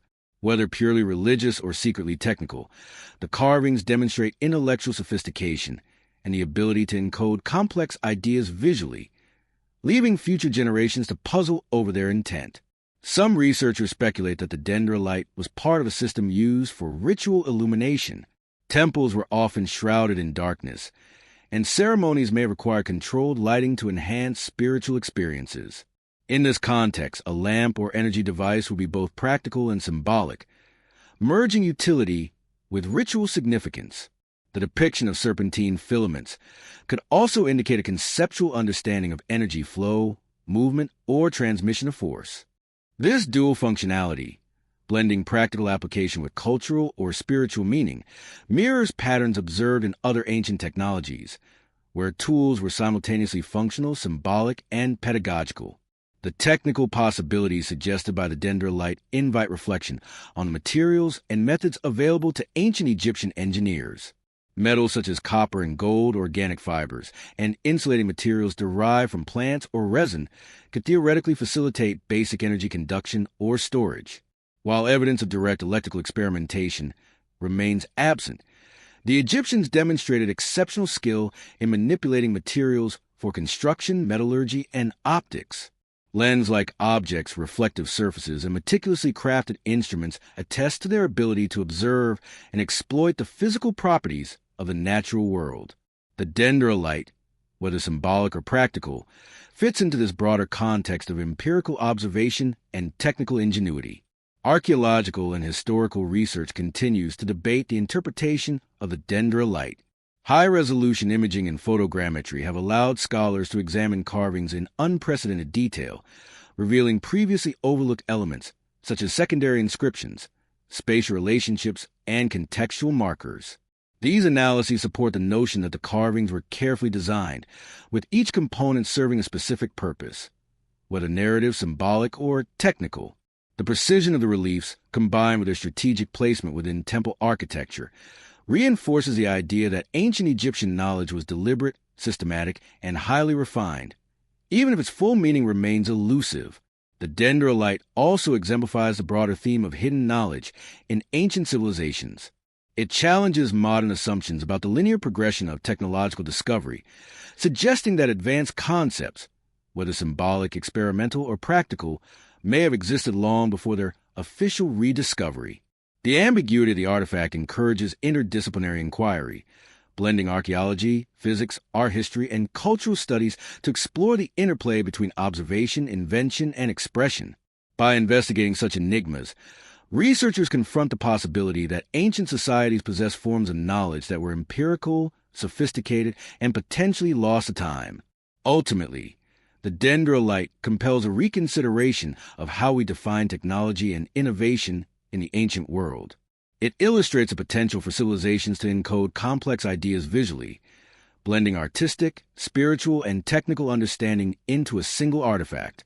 Whether the relief represents a functional device, an allegorical depiction, or both, it underscores the intelligence, creativity, and observational prowess of the Egyptians. The carvings invite viewers to reflect on the boundaries of human ingenuity and to appreciate the sophistication of a society capable of producing work that continues to challenge, inspire, and provoke debate across millennia. In conclusion, the dendrolite remains an enduring symbol of mystery and potential mastery. It embodies a tension between known history and hidden possibility, demonstrating that ancient tools, techniques, and concepts often transcend our expectations. Like the other artifacts explored in this documentary, it illustrates that the ancients were capable of remarkable innovation, combining empirical observation, material knowledge, and symbolic representation in ways that continue to confound and inspire modern audiences. The dendrolite challenges us to reconsider the limits of ancient understanding and to acknowledge that history contained achievements and insights that remain hidden, waiting to be rediscovered and appreciated for their ingenuity and sophistication. The Lyre of UR, discovered during excavations in the Royal Cemetery of UR in modern-day Iraq, is one of the oldest string musical instruments known to humanity, dating back to approximately 2500 BCE. Crafted with exquisite detail from wood, gold, and precious stones, the lyre reflects a level of artistic and technical sophistication that continues to astound modern scholars. Its delicate construction, intricate inlays, and carefully tuned strings suggest that the Sumerians possessed not only musical skill, but also a deep understanding of acoustics and materials. The lyre of Ur exemplifies hidden mastery, revealing that early civilizations were capable of integrating artistry, technology, and cultural expression into objects of enduring beauty and function. Constructing a lyre in ancient times required considerable technical knowledge. The body, often carved from a single piece of wood, had to provide the correct resonance, while the arms and crossbar needed to maintain structural integrity under string tension. The placement and spacing of the strings required careful calculation to produce harmonious tones, indicating an empirical understanding of vibration, tension, and resonance. Gold and lapis lazuli inlays were added not only for aesthetic appeal, but also to reinforce the structure, showcasing an intuitive approach to combining functional engineering with artistic enhancement. Each element of the lyre reflects deliberate choice and craftsmanship, suggesting a culture that valued both technical precision and expressive beauty. The lyre of Ur also offers insights into the cultural and social dimensions of ancient Mesopotamia. Music played a vital role in religious ceremonies, royal events, and communal gatherings, serving as a conduit for spiritual expression and social cohesion. The lyre's decorative motifs, often depicting animals, humans, and mythological scenes, suggest that it carried symbolic meaning beyond its musical function. It may have been used to honor deities, commemorate important events, or reinforce social hierarchies.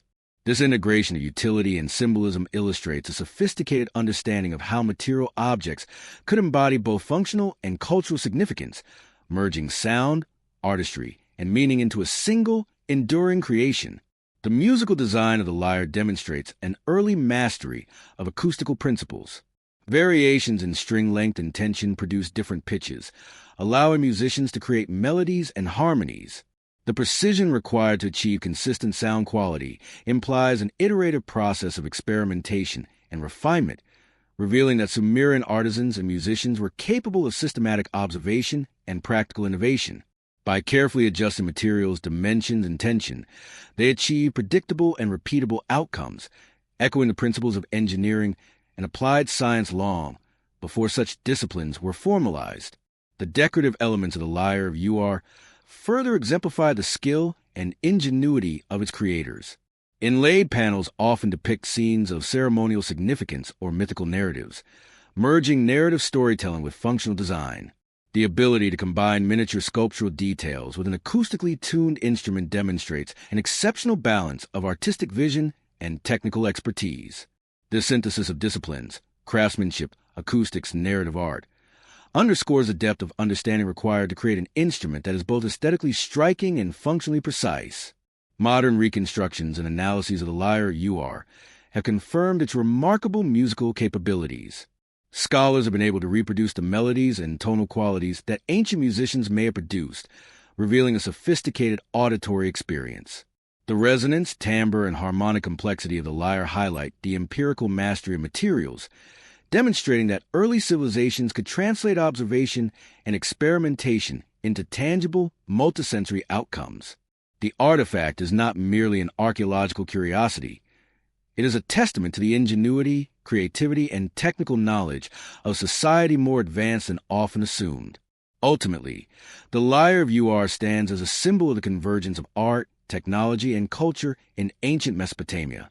Its construction required an understanding of materials, acoustics, and aesthetic principles, while its use reflects the cultural and spiritual priorities of the society that created it.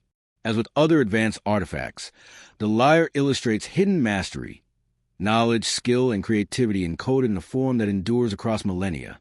By studying it, we gain insight into a civilization capable of producing objects of profound beauty, functionality, and symbolic power, revealing that human ingenuity has long transcended the limits imposed by historical context. The Roman dodecahedron is one of the most mysterious artifacts of the ancient world, a small hollow object made of bronze or stone, with 12 flat pentagonal faces, each punctured by a circular hole. Dating from the 2nd to 4th century CE, these objects have been discovered throughout the Roman Empire, from Britain to Hungary, yet their precise purpose remains a matter of intense speculation. Despite centuries of study, no definitive documentation exists describing their use, making them emblematic of hidden mastery in antiquity, objects whose design and function suggest an advanced understanding lost to history.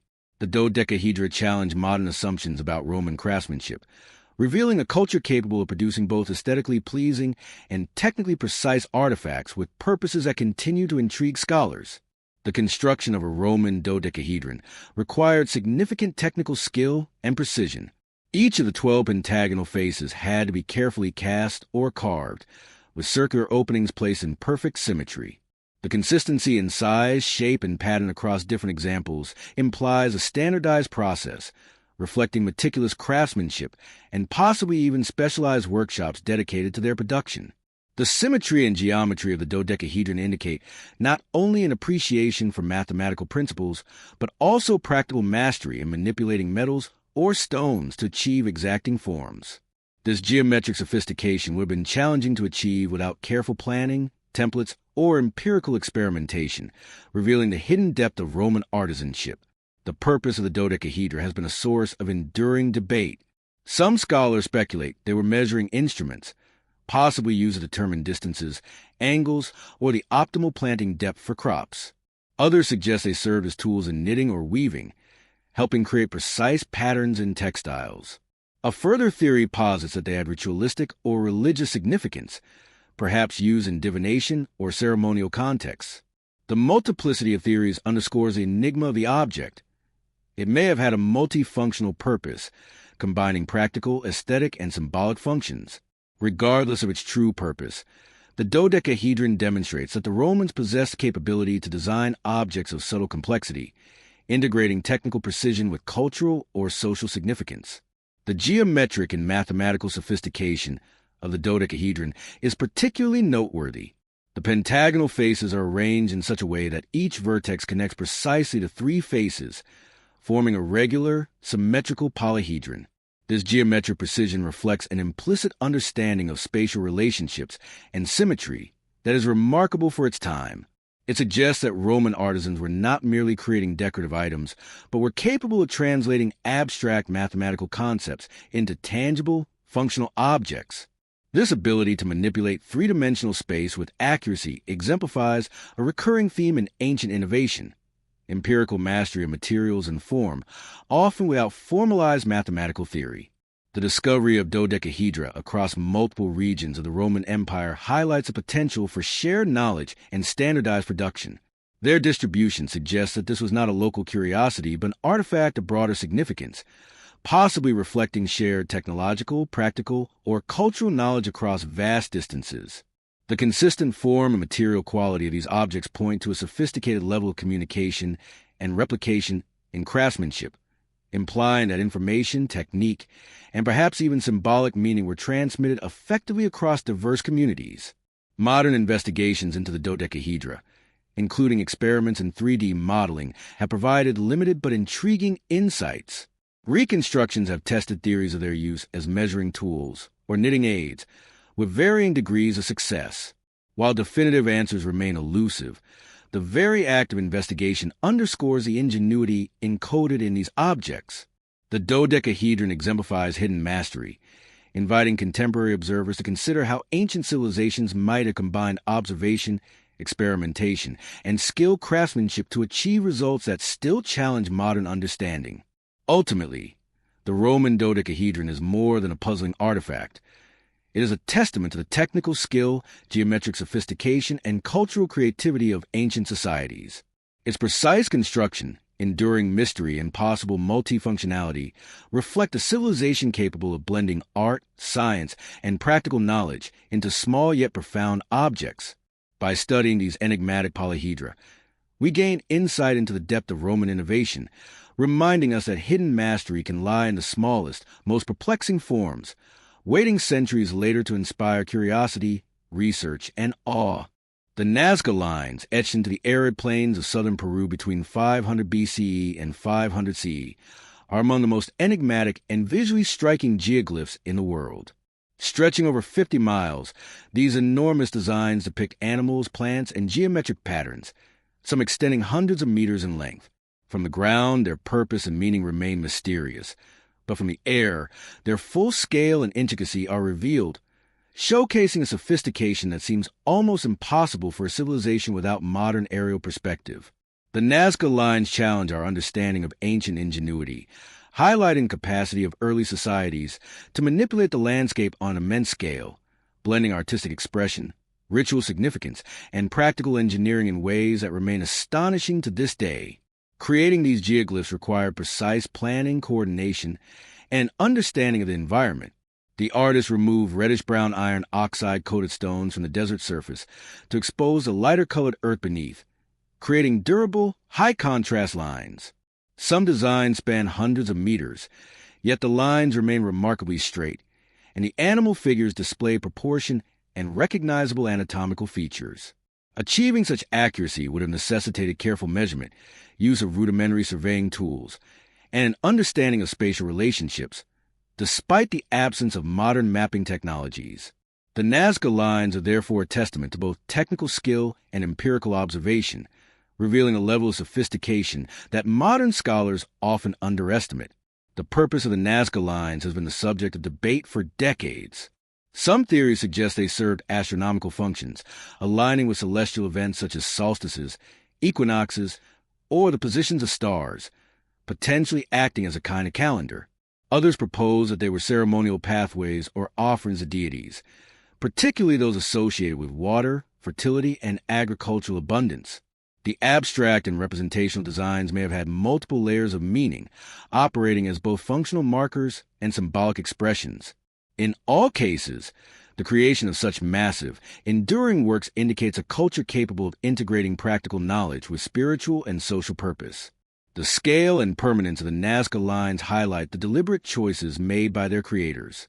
The desert's climate, with minimal rainfall and wind erosion, has preserved the lines for centuries, suggesting an awareness of environmental conditions and the selection of materials and methods that would ensure longevity.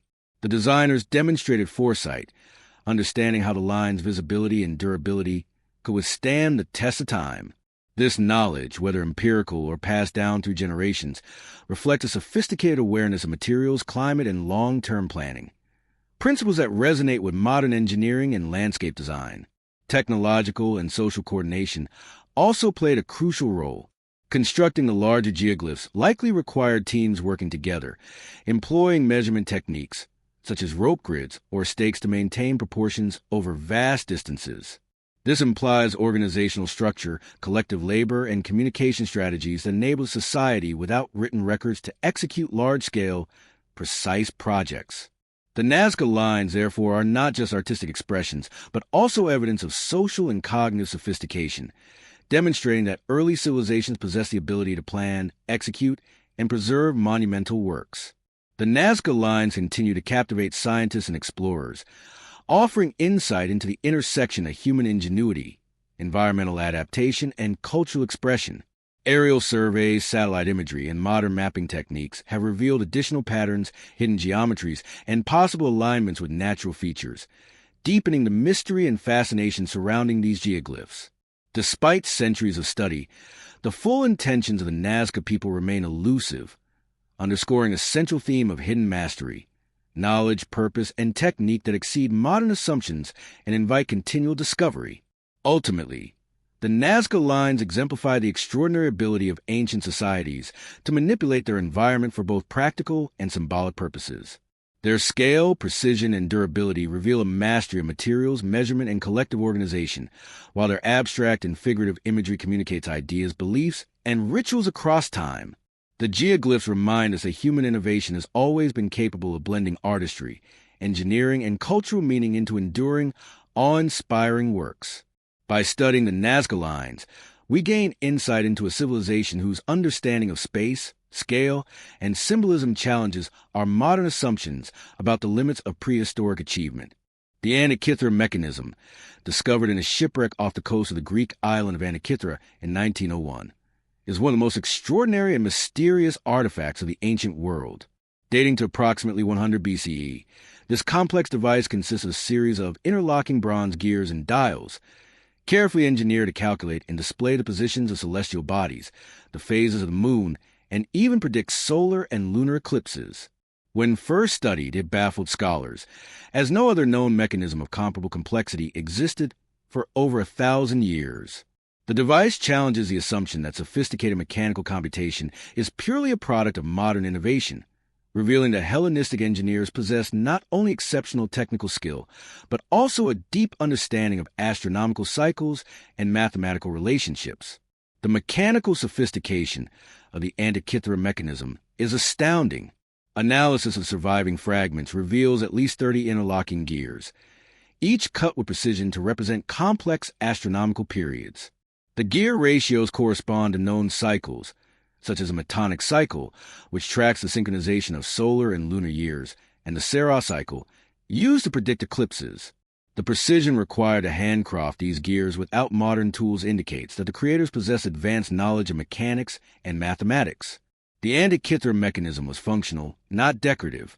It translated abstract celestial observations into tangible mechanical motion, serving as an early analog computer that connected theory with practical application.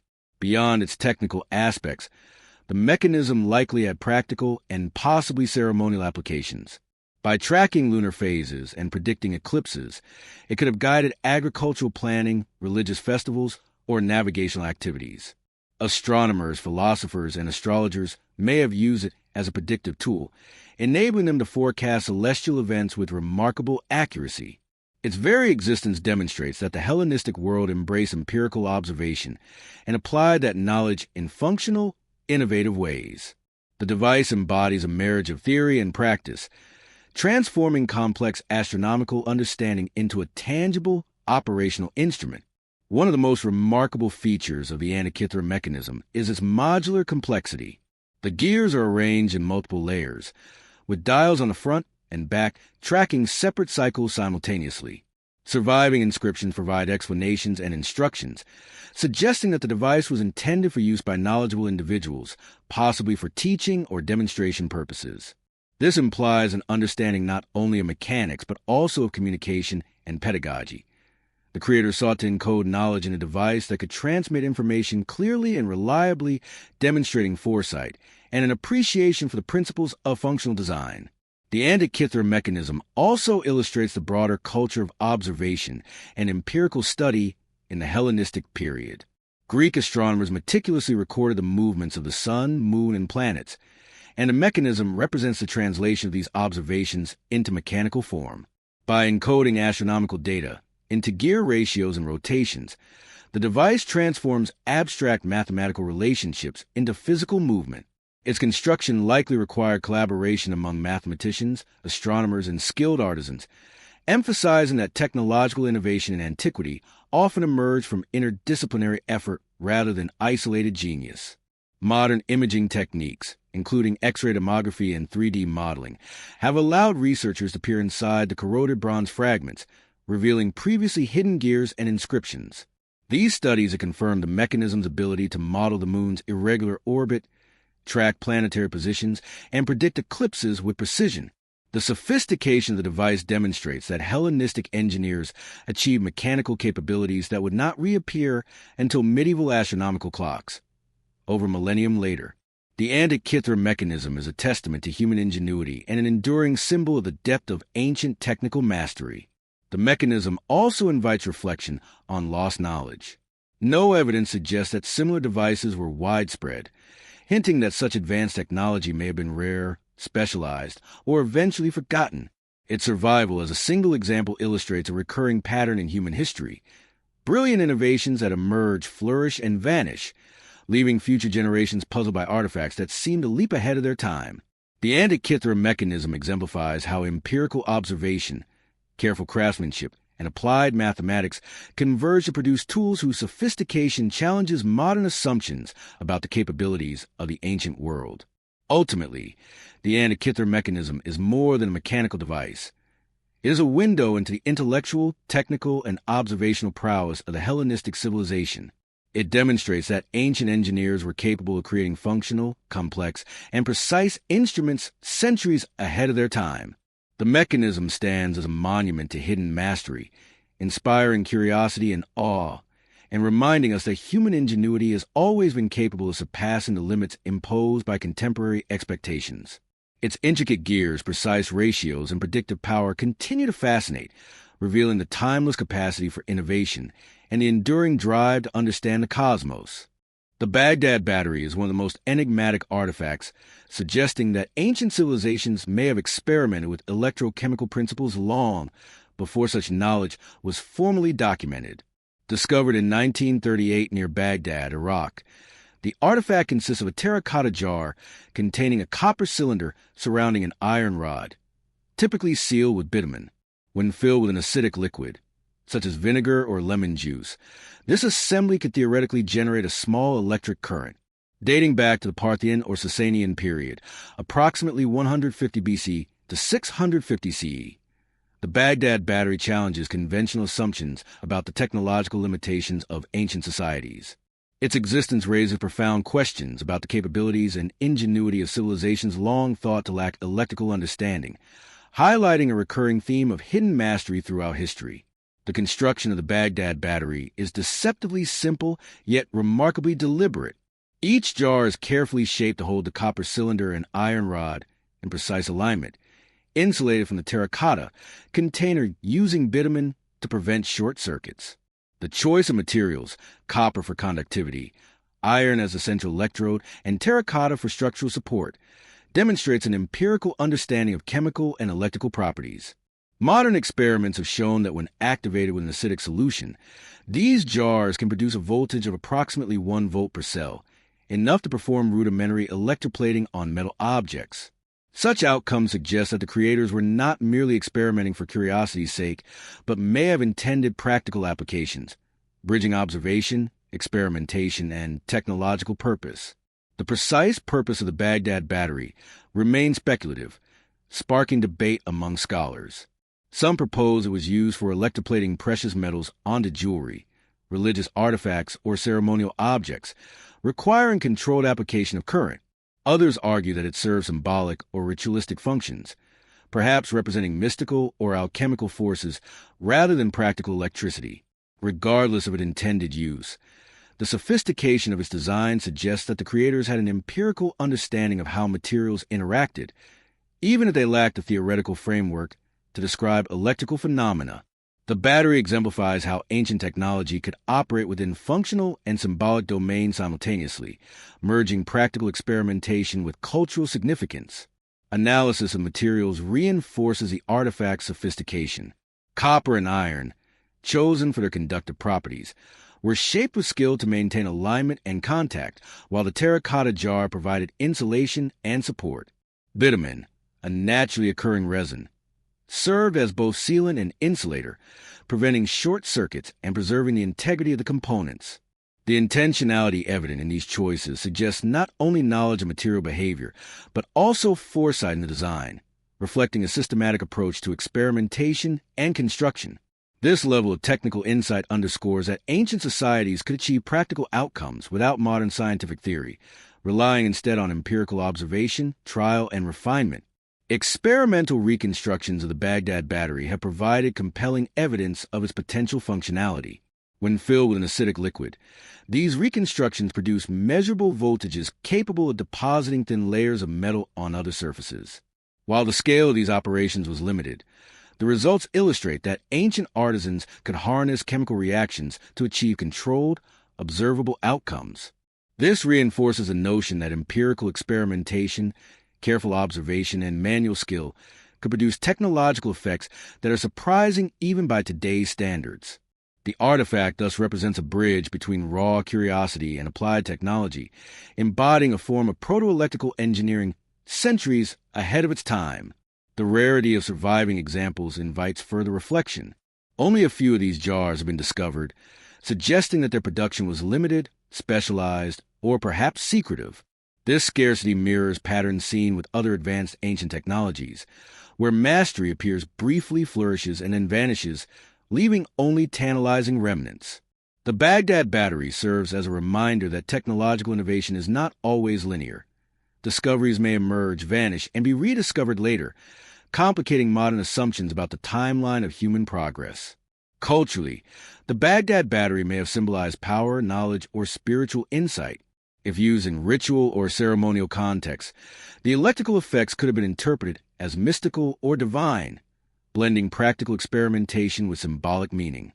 This dual function, technological and cultural, reflect a sophisticated integration of observation, manipulation, and social significance, revealing that ancient innovations often carried layers of meaning beyond their immediate functionality. Ultimately, the Baghdad battery exemplifies hidden mastery, challenging modern perceptions of technological history. Whether used for electroplating, experimentation, or ritual, it demonstrates that ancient artisans possessed empirical knowledge, manual skill, and ingenuity far beyond what is commonly assumed. The artifact invites us to reconsider the capabilities of past civilizations, showing that human curiosity, observation, and creativity have long driven the exploration of natural forces. It stands as a testament to the ability of ancient societies to achieve remarkable results with limited tools, providing insight into the complex interplay of experimentation, material knowledge, and cultural expression that characterize their innovation.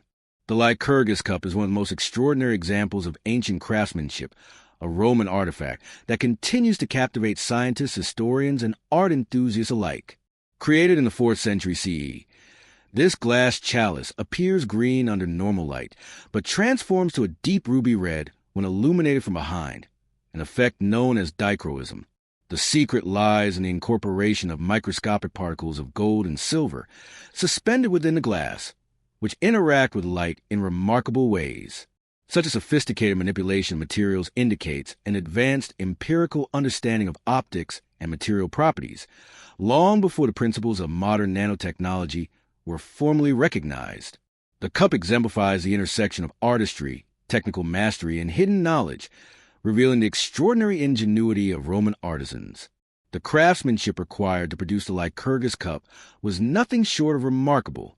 The artisans had controlled the size, concentration, and distribution of gold and silver nanoparticles within the molten glass, a feat that demands precision even with modern equipment. The dichroic effect is achieved when these particles selectively absorb and scatter different wavelengths of light, producing a dramatic color shift that gives the cup its magical appearance. Achieving such control over materials without formal scientific theory suggests that the Romans relied on careful observation, iterative experimentation, and a deep understanding of their tools and resources. This empirical mastery demonstrates that technological sophistication in the ancient world could emerge from skill, intuition, and meticulous practice rather than formalized science alone. Beyond its material complexity, the Lycurgus cup is also a masterpiece of artistic expression. The exterior depicts a myth of King Lycurgus, who is ensnared by vines as punishment from Dionysus, capturing a narrative of hubris, divine power, and human vulnerability. The integration of a rich mythological scene with advanced optical technology illustrates a sophisticated interplay between form, function, and symbolism. The cup was not merely a vessel. It was a statement of wealth, knowledge, and cultural refinement. Its creation required not only technical skill but also artistic vision and narrative understanding, reflecting a society capable of merging intellectual, aesthetic, and technological achievements into a single object. The Lycurgus cup also demonstrates a capacity for abstract thinking in ancient artisans. Understanding that metallic nanoparticles could alter the visual properties of glass required empirical insight into cause and effect relationships at a microscopic level, even if the theoretical principles were unknown. This suggests that Roman craftsmen possessed observational acumen and experimental discipline, allowing them to manipulate materials to achieve predictable outcomes. Their work anticipated the scientific rigor of centuries later, showcasing how practical experience and careful observation could yield results equivalent to modern scientific experimentation. The cultural and social significance of the cup cannot be understated. Objects like the Lycurgus cup were likely reserved for the elite, serving as symbols of status, wealth, and access to specialized knowledge. Its dual optical properties would have astonished viewers, creating a sense of wonder and demonstrating the owner's refined taste and understanding of advanced craftsmanship. In this sense, the cup was both a technological marvel and a cultural statement, reflecting a society in which material mastery, intellectual curiosity, and artistic sophistication were deeply intertwined. Modern scientific analysis has revealed further insights into Lycurgus cup's structure and properties. Techniques such as electron microscopy and spectroscopy have confirmed the presence and size distribution of the gold and silver nanoparticles, elucidating the mechanism behind its dichroic effect. These studies have reinforced the notion that Roman artisans achieved an extraordinary level of material control and technical precision, centuries ahead of the formalization of optical science. The cup remains a tangible link between empirical mastery and artistic expression, demonstrating that ancient technologies often embodied hidden knowledge that transcended their apparent simplicity.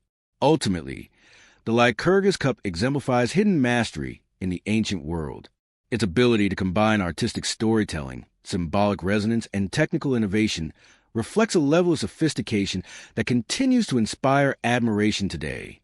The cup challenges modern assumptions about the limits of ancient technology, revealing that even without formal theoretical frameworks, civilizations could achieve results that astonish and inform contemporary science. It serves as a testament to human curiosity, skill, and creativity, illustrating how observation, experimentation, and artistic vision converge to produce artifacts of enduring wonder. In conclusion, the Lycurgus cup is more than a vessel. It is a profound example of ancient ingenuity, where the boundaries between art, science, and cultural expression blur. Its dichroic properties, intricate craftsmanship, and symbolic depth reveal a civilization capable of technological feats that appear centuries ahead of their time. Like other artifacts explored in this documentary, it embodies hidden mastery, reminding us that human innovation, observation, and creativity have always transcended the limitations imposed by historical context. By studying the Lycurgus cup, we gain insight into a society that understood its materials, experimented with their properties, and translated that knowledge into objects of both functional and aesthetic brilliance. The Shigar idol, discovered in 1890 in the peat bogs of the Ural Mountains in Russia, is one of the oldest known wooden sculptures in the world, dating back approximately 11,500 years. Carved from larch wood, this monumental figure originally stood over 5 meters tall, towering above any human presence and dominating its surrounding environment. Its surface is covered with intricate geometric patterns, zigzags, and enigmatic symbols, whose meanings remain a mystery to this day. Unlike smaller, utilitarian artifacts in the same period, the idol was clearly designed to communicate, to awe, and to endure. Its creation reflects not only remarkable technical skill, but also complex cognitive and cultural sophistication, suggesting that even early Mesolithic humans possessed an advanced understanding of material manipulation, symbolic communication, and monumental design. The Shigar idol exemplifies hidden mastery, revealing capabilities that modern observers often underestimate when imagining prehistoric societies. The craftsmanship of the Shigar idol is astonishing given the tools available at the time. Carved with stone implements, the wood shows careful incision and detailed shaping that require precision, patience, and considerable skill. Larch, a dense and durable wood, was chosen deliberately, likely for its longevity and stability. Each notch, groove, and pattern was executed with awareness of both form and structure, reflecting an understanding of the properties of the material and the physics of large-scale construction. The verticality of the sculpture, with multiple tiered sections and human-like faces, indicates that the creators could conceptualize complex designs in 3 dimensions. Achieving proportion, symmetry, and continuity across such a large figure required planning, coordination, and advanced spatial reasoning. The symbolic and communicative dimensions of the Shigar idol are equally profound. The repeated geometric motifs, abstract designs, and anthropomorphic faces suggest that the sculpture carried cultural, spiritual, or ritual significance.